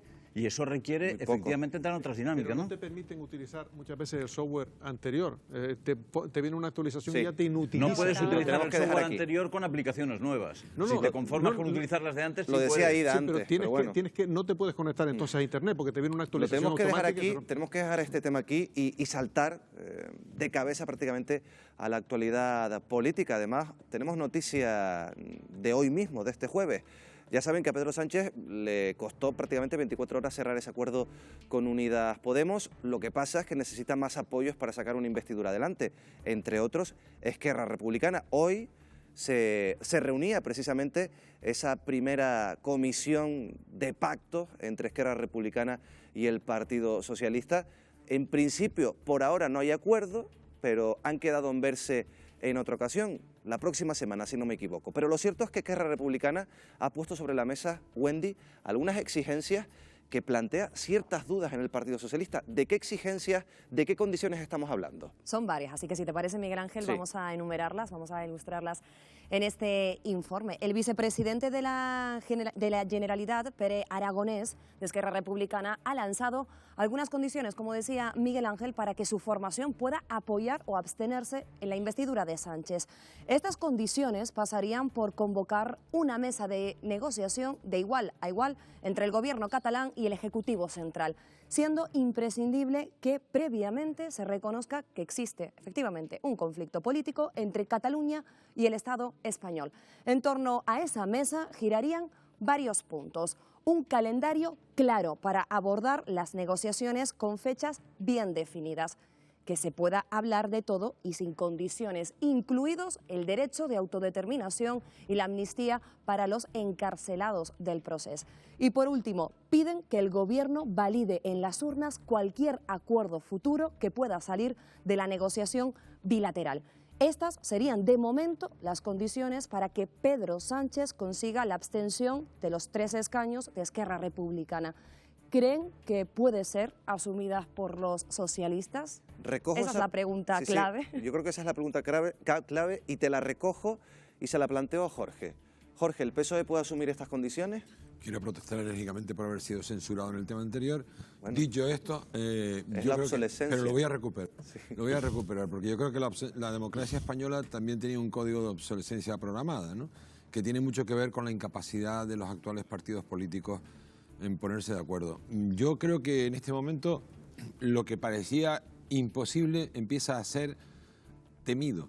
Ya hay gente que se está incluso planteando que podíamos estar en el principio de una nueva convocatoria electoral, porque Pedro Sánchez, que convocó las últimas elecciones para intentar salir del bloqueo en el que se encontraba, es decir, de no poder formar gobierno, salvo poniéndose en manos de los partidos independentistas, Sánchez ha vuelto a comprender que su destino pasa inexorablemente por dos cosas, es decir, por contar con un apoyo de fuerzas conservadoras que en este momento no parecen dispuestos a dárselo, por sentido de Estado, o negociar con partidos políticos que le están pidiendo un precio que no puede pagar.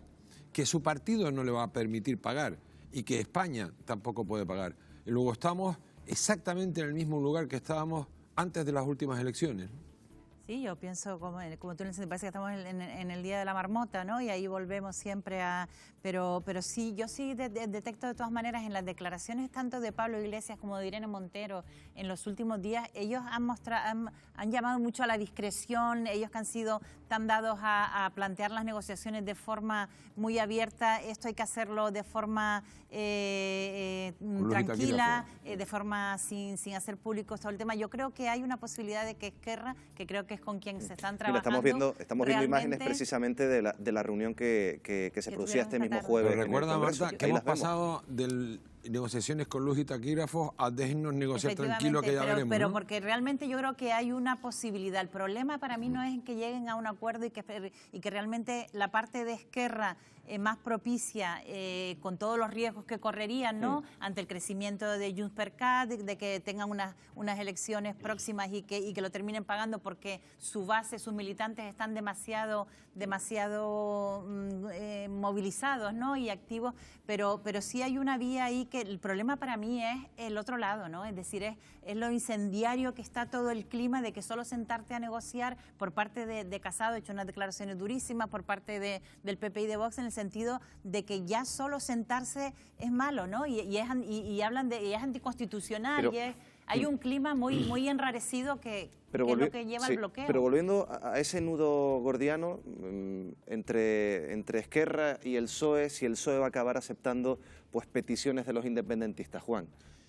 Yo, por poner un recuerdo, en 1988, creo que fue 89, que en el Parlamento Canario, por ejemplo, se votó y se debatió sobre el derecho de autodeterminación, una propuesta que presentó Asamblea Canaria Nacionalista, solo contó con 4 votos a favor, el resto en contra, y hoy día el Tribunal Constitucional persigue un Parlamento si se va a hablar de ese tema. No lo entiendo, y además no lo entiendo que venga además sobre todo de fuerzas políticas que defienden la transición como modelo de diálogo. Lo que plantea Esquerra creo que se podría poner en una mesa y se podría hablar y se podría ir, y a lo mejor vamos para atrás, pero así caminamos hacia adelante, hacia aquel estatut que llegó a ser votado por la población catalana y por las Cortes españolas y creo que tuvo un 75%. Hay un problema territorial, hay un conflicto político en Cataluña con el Estado español, también lo hay en el País Vasco y hay que hablarlo con la fuerza que más es votada en Cataluña, es que eso hay que hacerlo. Enseguida retomamos este asunto, también vamos a conocer, por ejemplo, la postura o por lo menos qué piensa hoy, este jueves, Coalición Canaria, de cara a apoyar o no esa investidura de Pedro Sánchez. Vamos a hablar con el secretario general de los nacionalistas, José Miguel Barragán. Será después de la publicidad, en unos minutos.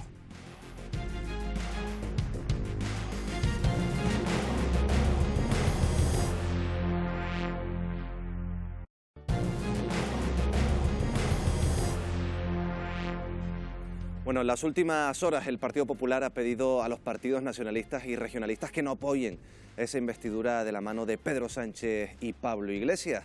Piden que así, por lo menos, el PSOE se abra a pactar con Ciudadanos y también con una abstención del Partido Popular, pues se consiga esa investidura. Vamos a saber qué piensa hoy Coalición Canaria. Por eso tenemos en directo a José Miguel Barragán, secretario general de los nacionalistas. Señor Barragán, muy buenas noches. Buenas noches. Bueno, la próxima semana se sienta con el Partido Socialista. A día de hoy, ¿qué va a hacer Coalición Canaria? ¿Ya tiene decidido qué va a hacer en una posible investidura de Pedro Sánchez?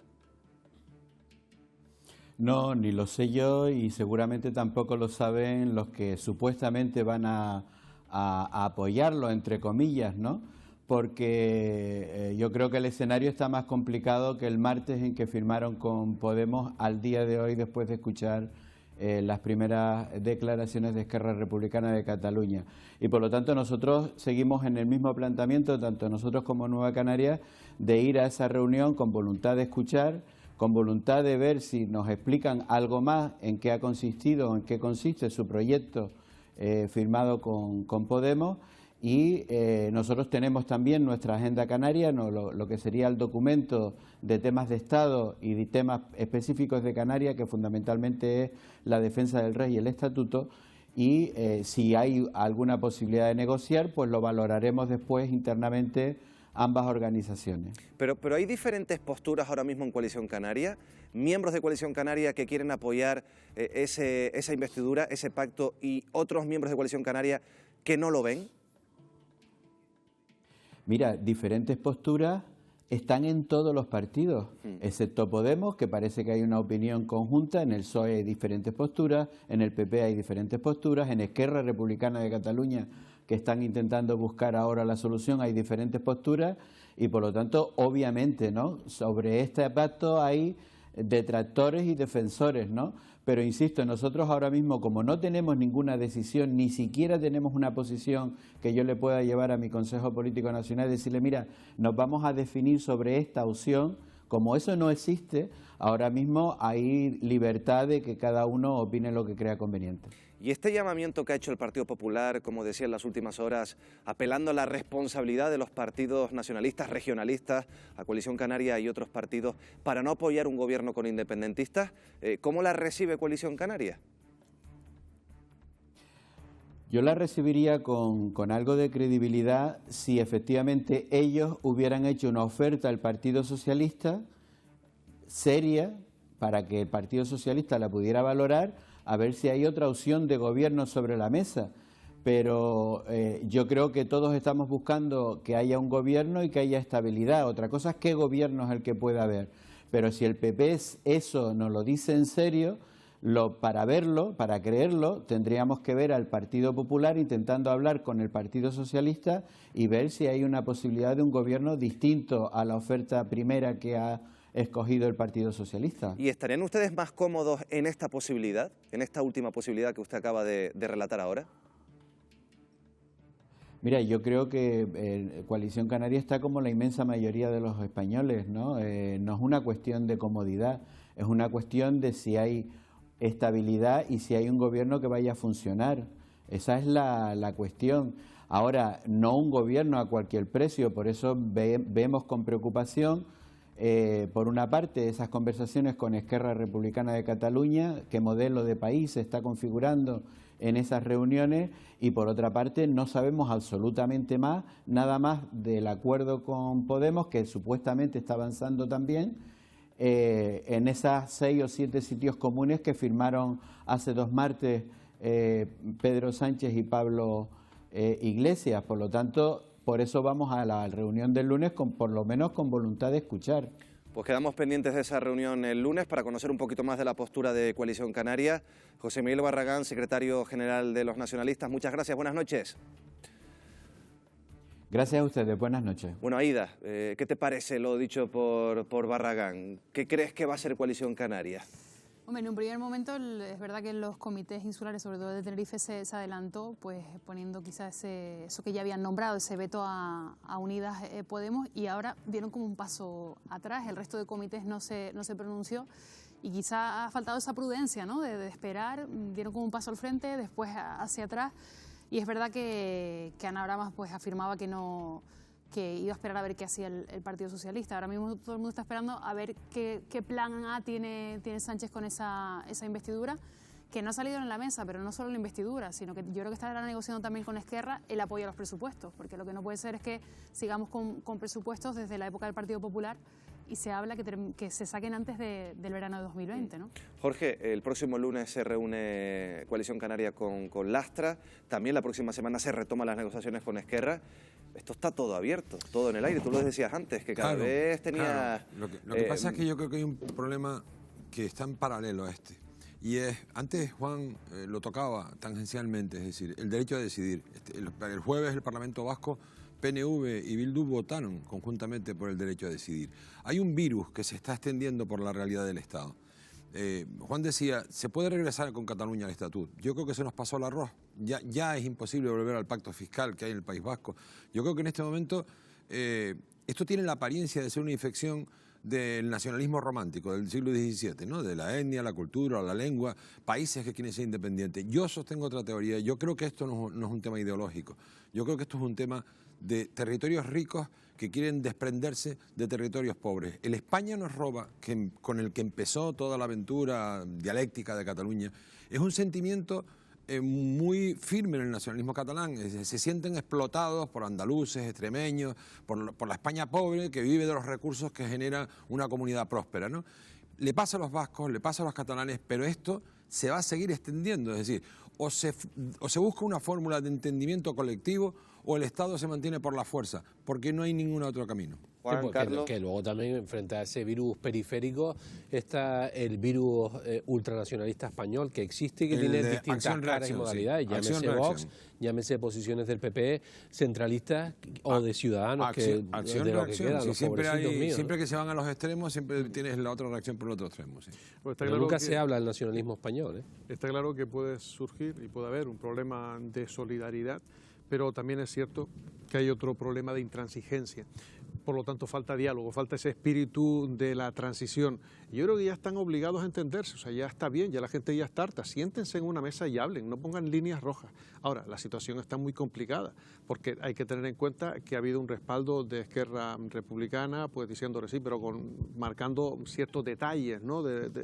Y eso va a complicar la situación. Pero lo que sí está claro es que debían, por lo menos, dar ejemplo, sentarse y es pasar un tiempo intentando negociar. Pero Carlos, ¿en qué? Carlos, hubo un momento en este país en que se podía haber reformado el modelo de Estado. Pues volvamos con a una ello. reforma de la Constitución. Ya es que se pasó la Pero, arroz. bueno, es que ya la gente. pero es que nadie lo pone pero sobre ya la hay mesa, de partidos verdad. que no buscan transformar el Estado, buscan crear su propio Estado, liquidar el Estado español. Bueno, y pues, dar paso pero a la un vía, nuevo- pero la vía a para un eso, nuevo microestado. Sí, se está a lo poniendo mejor la sobre vía la para eso, mesa, Jorge, Carlos. es poniendo sobre la mesa. Yo estoy de acuerdo con ustedes en un tema de insolidaridad de los ricos, ¿no? De las regiones ricas contra las pobres. Hay también algo de esto sobre la mesa. Lo que pasa es que es verdad que abrir todo el melón, ¿no? de la reorganización territorial, que es lo que sí se está planteando en la mesa. Están diciendo, oiga, hay que volver a un estatuto, al estatuto que tumbaron, ¿no? Y mejorarlo incluso. Yo creo que eso se pasó el arroz, ¿no? Es que por algún lado, cuando hay un callejón sin salida, de alguna manera, porque lo que no podemos es tener una legislatura completa Marta, bloqueada. De alguna manera tiene que salir. Al contrario que en el País Vasco, en Cataluña, yo tengo la percepción, una opinión personal, ¿no? Que las dirigencias que movilizaron a la sociedad se subieron encima de un tigre y lo tienen agarrado por las orejas y no lo pueden soltar. En este momento yo creo que el proceso ya no está ni siquiera en manos de Junts per Catalunya, ni de las CUP, ni de Esquerra. Está en manos de colectivos ciudadanos que están desbocados y ya es imposible que tú negocies nada en nombre de nadie. Es decir, salvo la independencia. Pero mira, yo sí quería apuntar una cosa respecto a los nacionalismos canarios, porque todos hablan de estabilidad, ¿no? Y el tema de estabilidad, y nosotros no nos vamos a posicionar hasta que no se sepa bien qué es lo que hay, y entonces por eso estamos diciendo unos una cosa y otro otra, es lo que ha venido a decir Barragán. Pero es que sí se sabe, ya está sobre la mesa el tema de lo que se podría dar solución de desbloqueo. Otra cosa es que no convenza a una parte del nacionalismo, ¿no? Pero además ellos llegaron a un acuerdo en el que lo que firmaron cuando fue a la Alianza Nacionalista era que vamos a apoyar a un gobierno estable para defender los intereses de Canarias, no para defender que esté la izquierda o no la izquierda, que estén los catalanes que sea o no. beneficioso para las islas. Exacto, y ahí se ha desdibujado fractura entre Nueva Canarias y Coalición Canaria por si apoyan o no apoyan. Bueno, hay fractura entre ellos y dentro de Coalición y dentro de Nueva Canarias. Paco, tú no eras, estos días, estas semanas, no eras muy optimista de cara a esa investidura. Creo que hoy Pablo Iglesias dijo lo de que espera que Nochebuena los españoles cenen con un gobierno. No, pues yo por una vez estoy encantado de que se cumpla el vaticinio del señor Iglesias. Yo creo que es muy complicado que se pueda ir a una investidura que fructifique antes de esa fecha. Creo que realmente es muy complicado, a no ser que se produzca un milagro. ¿Cuál podría ser el milagro? Pues que cambiara sus posiciones Esquerra Republicana y renunciara a solicitar cuestiones que no va a poder darle el Partido Socialista, o que cambiara de posición el Partido Popular y decidiera abstenerse, como hizo el Partido Socialista con el Partido Popular, por cierto, para permitir que gobierne el Partido Socialista en un gobierno no condicionado por fuerzas extremistas, por fuerzas independentistas. Yo les voy a ser sincero, a mí me preocupa mucho menos la participación de Podemos en el gobierno de la nación que lo que me preocuparía el chantaje catalán en este asunto, porque al final, lo que realmente crispa y divide a las naciones son las cuestiones que tienen que ver con el nacionalismo. Eso es lo que realmente puede llegar a crispar la sociedad española.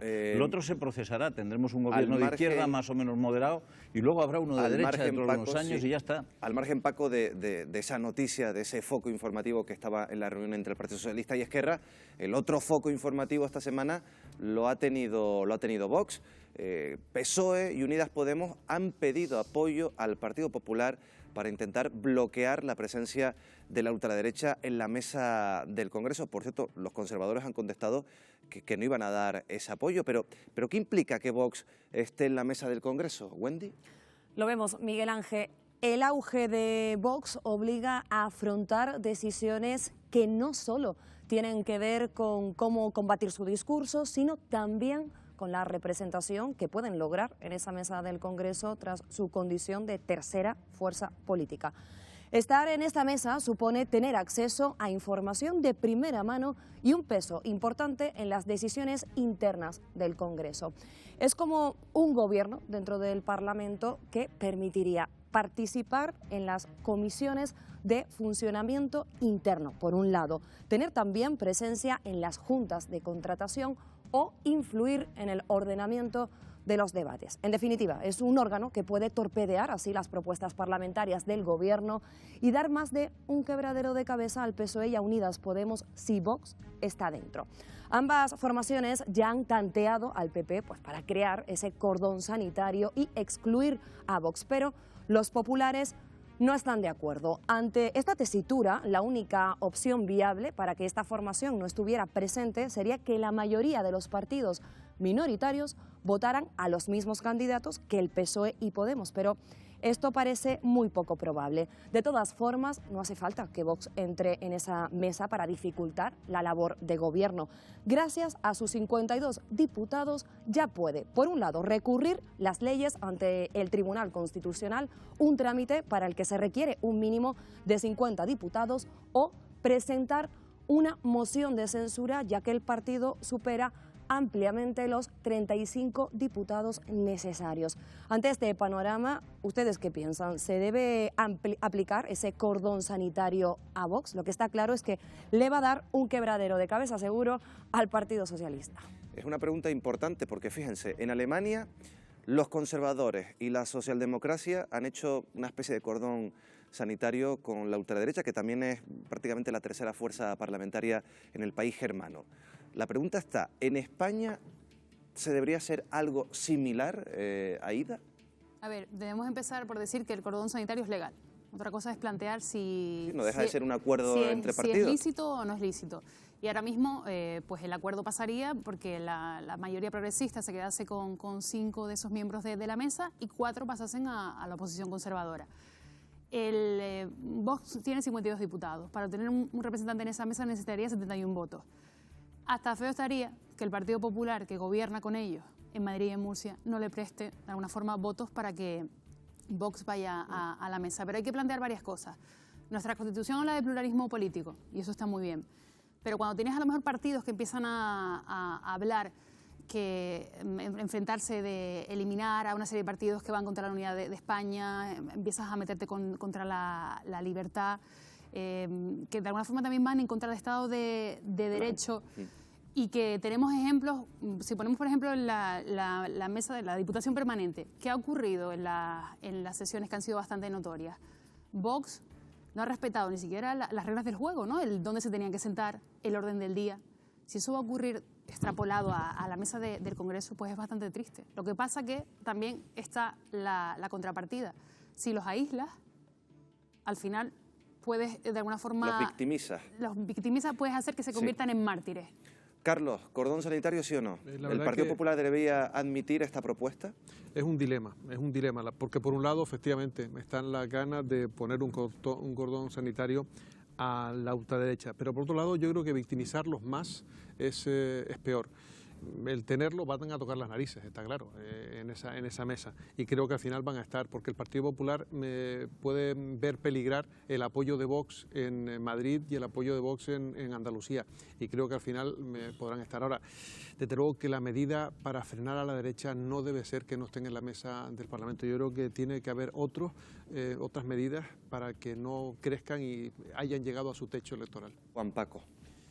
Yo en principio sí soy partidario, me da miedo que a lo mejor que se victimicen, pero creo que sería bueno frenarlos porque van a obstruir ellos la mesa del Parlamento con sus actitudes que ya están demostrando y seguramente nos irían retroceder. Y en el caso andaluz, Podemos tiene mucha más representación que Vox y está fuera de la mesa del Parlamento y está Vox, ¿no? Paco, Marta. Sí, hay un viejo dilema sobre la tolerancia y la democracia, que dice que la democracia tiene que ser tolerante porque si no, no es democracia. Pero ¿tiene que ser tolerante con los intolerantes? Yo creo que ese es el gran debate al que nos enfrentamos en estos momentos. Personalmente, me rechina muchísimo dejar fuera de la representación que le corresponde en un órgano colegiado de 9 personas a un partido político, a cualquiera, a Esquerra Republicana, a cualquiera. Me rechina. Otra cosa son las instituciones de gobierno, donde efectivamente abogo por un cordón sanitario beligerante en relación con Vox, incluso en las comunidades autónomas donde se ha llegado a acuerdos con ellos, o donde ellos apoyan gobiernos existentes. Pero no lo tengo muy claro en relación con el Parlamento. Creo que es un riesgo, aunque insisto, si tuviera que decir algo, diría que la democracia no puede ser tolerante con los intolerantes.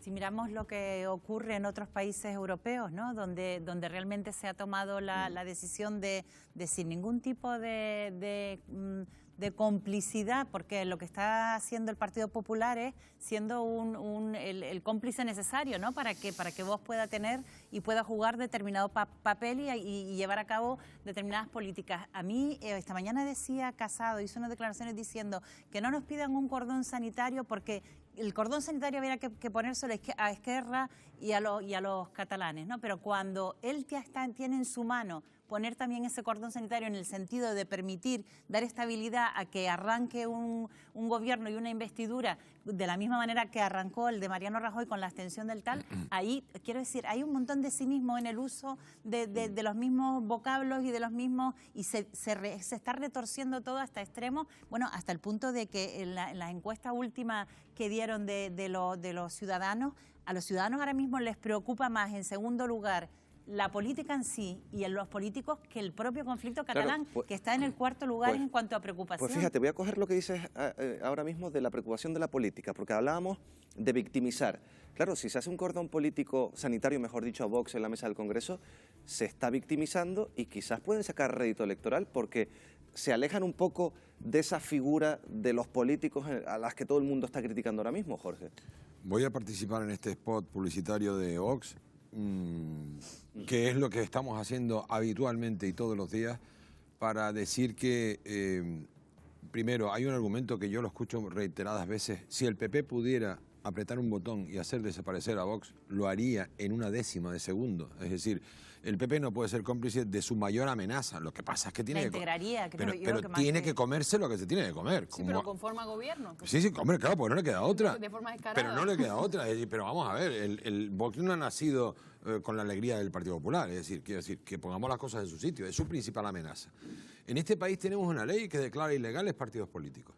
Hay una ley que declara ilegales partidos políticos. Cuando un partido político incumple determinado tipo de normativa, se le declara ilegal. Vox no es un partido ilegal, es un partido constitucional que está admitido en el juego democrático, ¿no? Pese a, como decía Paco, en algunas cosas ponen solfa a la propia democracia, pero también las ponen las CUP y también lo pone Bildu, es decir, son partidos extremistas, cada uno en su rincón, ¿no? Yo creo que estamos cometiendo todos colectivamente un error garrafal. La disidencia es parte de la democracia. Yo aún recuerdo el espectáculo que se lió de reproches, de insultos, de amenazas, cuando la joven gente de Podemos entró trayendo un aire de frescura y de ruptura en el Congreso de los Diputados, ¿no? De alguna otra manera, y aunque sean extremos diferentes, se está produciendo una misma reacción ante la ultraderecha en España. Es decir, y al fin y al cabo estamos magnificándola hablando de ella. Es decir, la ultraderecha tiene que ser asumida como un mal que nos ha tocado vivir y esperar que esta sociedad regrese, porque tienen 3.600.000 ciudadanos que han votado por ellos, regrese a la moderación, a la cordura, que abandonemos los extremismos. Dicho sea de paso, no es lo que me parece que vaya a pasar. Creo que cada día más nos iremos radicalizando, ¿no? Desgraciadamente. Bueno, dejamos este asunto atrás, volvemos a Canarias y vamos a tratar pues una semana más el drama migratorio. Esta semana hemos escuchado en el Parlamento Regional cómo se hablaba de pedir más medios al Estado para intentar pues acoger a los migrantes, a los últimos migrantes que han llegado a las islas. Se están dando situaciones en Canarias muy puntuales, pero bueno, no dejan de ser situaciones complicadas, por ejemplo, en las que se separan a madres de sus hijos. Pasaba en Fuerteventura estos últimos días. Queremos hablar de esta situación, si son necesarios más medios, si deberíamos tener ese respaldo por parte del Estado para crear más centros de acogimiento, con Jesús González, miembro de la Red Canaria de Migrantes con Derecho. Jesús González, muy buenas noches. Hola, buenas noches. Bueno, ¿cuál es la situación? Porque esta semana hemos escuchado, yo ponía el ejemplo de Fuerteventura, separando a hijos de madres en momentos puntuales. ¿Tenemos los medios necesarios para afrontar este ligero repunte que estamos viendo en las últimas semanas, en los últimos meses? Canarias es frontera sur, al igual que lo es Ceuta y Melilla. Somos frontera sur de España en el tema de las migraciones. Y no hay recursos suficientes. A la vista está que cuando hay personas extranjeras, en este caso, o nacionales que se quedan en la calle, que viven en condiciones de indignidad, que no hay medios para atenderlas como se merecen por el hecho de ser personas, pues yo diría que no, que evidentemente no hay los medios suficientes, ciertamente. Yo ponía el caso de Fuerteventura, esta madre y su hijo. ¿A ustedes les consta que se están ya produciendo casos similares o esto ha sido algo puntual? Bueno, a nosotros no nos consta hasta el momento. Sabemos que cuando entran menores y vienen con sus madres, normalmente no se separan. El protocolo plantea que no se separen a la madre y al menor. Es verdad que cuando hay dudas de que pueda haber situaciones de trata, sí que hay una vigilancia quizás un poquito mayor con el tema de las pruebas de ADN para ver si son madre e hijo, pero normalmente los protocolos plantean que la unidad familiar, por así decirlo, no se separe, ¿no? Ustedes plantean que los centros de internamiento de extranjeros, los conocidos como CIES, no son la mejor opción para hacer frente pues, a este drama, a la llegada de migrantes. ¿Qué solución proponen? A ver, la red de Migrantes con Derecho es una red de Iglesia Católica, que lo formamos varias entidades a nivel nacional y en Canarias también. Lo que plantean que los CIES evidentemente no están funcionando para lo que en su momento se plantearon. Nosotros no valoramos que sean los recursos propios. Son personas que están retenidas por una falta administrativa y pueden estar hasta 60 días. Son centros que son opacos, que no hay suficiente transparencia. Y entonces, evidentemente, creemos que tiene que haber otro tipo de alternativas y no centros que al final lo que hagan es criminalizar a estas personas, ¿no? ¿Se está criminalizando, dentro del debate político que tenemos actualmente, se está criminalizando a la inmigración? Yo creo que claramente somos conscientes que en estas últimas etapas pues electoral y visto los resultados que hay, evidentemente creemos que ha subido un tono en el tema de la criminalización de la migración y eso evidentemente no ayuda a construir una ciudadanía, una comunidad, un país que sea pues acogedor, que sea respetuoso con esta realidad. Los flujos migratorios son complejos, a nadie se le escapa de que es una situación compleja, pero yo creo que quedarnos con lo simple de que esto se soluciona con más medios en frontera, con más medios de retención, sin aportar otras alternativas, es quedarnos cortos. Y claro, poner a la persona inmigrante como el responsable de otras carencias que ya tenemos como país es complicado.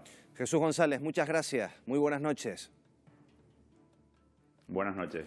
Bueno, Paco, ¿ha habido imprevisión en los últimos meses respecto a esta llegada que hemos tenido, este pequeño repunte? Es muy complicado prever cómo se van a producir los flujos y los movimientos urbanos.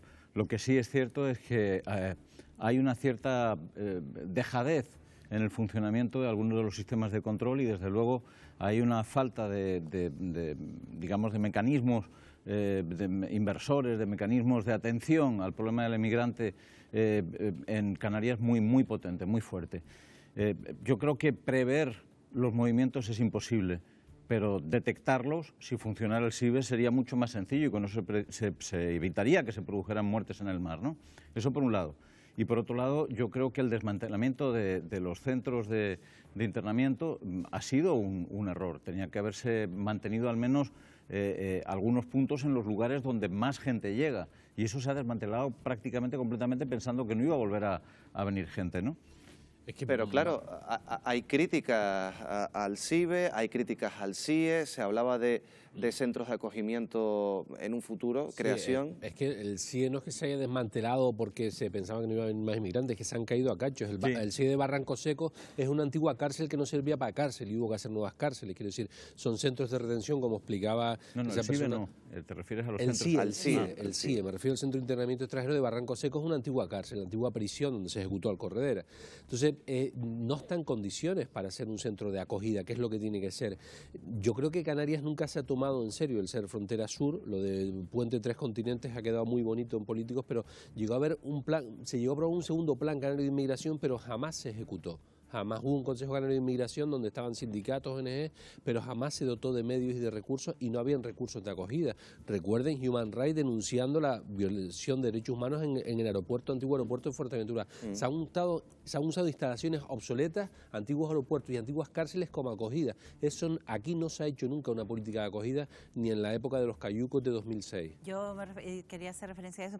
A mí lo que me sorprende de lo que estamos viviendo ahora es cómo después de la experiencia que tuvimos, no hemos aprendido las lecciones y se están repitiendo las mismas reacciones, ¿no? Cuando el gobierno de Canarias dice, no, eso no es competencia nuestra, esto tienen que darnos más recursos y tal, porque al final no es solo una cuestión de recursos, es una cuestión de una política migratoria integral que además tiene que ser europea, tiene que estar integrada en todo el marco, tiene que ver no solo el Mediterráneo y el Estrecho, sino a Canarias, que nunca nos ven hasta que esto estalla, ¿no? Como ya ocurrió en el 2006, y siguen sin vernos, porque al final hay que hablar no solo de fronteras, sino también de cuando se habla, hay que tratar el problema en origen, hay que hablar de cooperación en el origen, y en el plan África, ya lo hemos hablado varias veces, seguimos sin estar dibujados. Siguen sin definirnos realmente qué papel vamos a tener aquí en relación al continente vecino. Aida, Carlos. Bueno, me parece muy triste esta semana en referencia al CIBE, al sistema de vigilancia, pues acusaciones del Partido Popular al Partido Socialista, que si no se ha instalado, se ha dejado de instalar, cuando en la época del gobernando el Partido Popular no hizo nada, o sea, ni PSOE ni PP han hecho nada respecto al CIBE, con lo cual pues hay veces que se seguirán pateras y cayucos que seguirán entrando sin detectarse. Y por otro lado, yo creo que ya es hora de que, si tenemos que poner adjetivos calificativos, digamos los cínicos que somos muchas veces hipócritas en Europa, ¿no? Porque yo creo que a todos se nos viene a la cabeza algún familiar, algún amigo tenemos que fueron migrantes en algún momento a América o a otro punto de Europa, y cómo miramos para otro lado. No sé si la solución pasa por irnos al origen, ponerle remedio, no sé, se me ocurre un plan Marshall, ¿no? Como después de la Segunda Guerra Mundial, como Estados Unidos ayudó a Europa a que resurgiera, ¿no? Pues hacer lo mismo con África, ayudarlos en el origen y no ponerles tantas trabas. Y muchas veces incluso, pues no con microcréditos, sino con planes especiales a lo mejor referidos a la educación, a una mejor nutrición, algo que realmente les haga desarrollarse y salirse para adelante como pueblo. Lo que está claro es que lo que tenemos que evitar es criminalizar la inmigración, porque eso es lo peor que podemos hacer. Tenemos que aportarle soluciones a los inmigrantes que vienen, porque, como bien dice Aida, nosotros fuimos migrantes también. Pero tiene que ser una política común, una política de la Unión Europea, no solo de España, no solo de Canarias. Tenemos que obligar a toda la Unión Europea a tener una política de inmigración, y que países como Italia pues también pasen por ahí.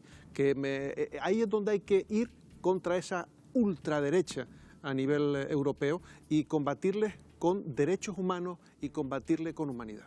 Venga, Jorge, cierras tú, un minuto. Bueno, yo creo que la solución que hemos tomado tradicionalmente contra la inmigración es levantar vallas, ¿no? Tanto criticar a Trump, nosotros inventamos las concertinas mucho antes en Ceuta y Melilla.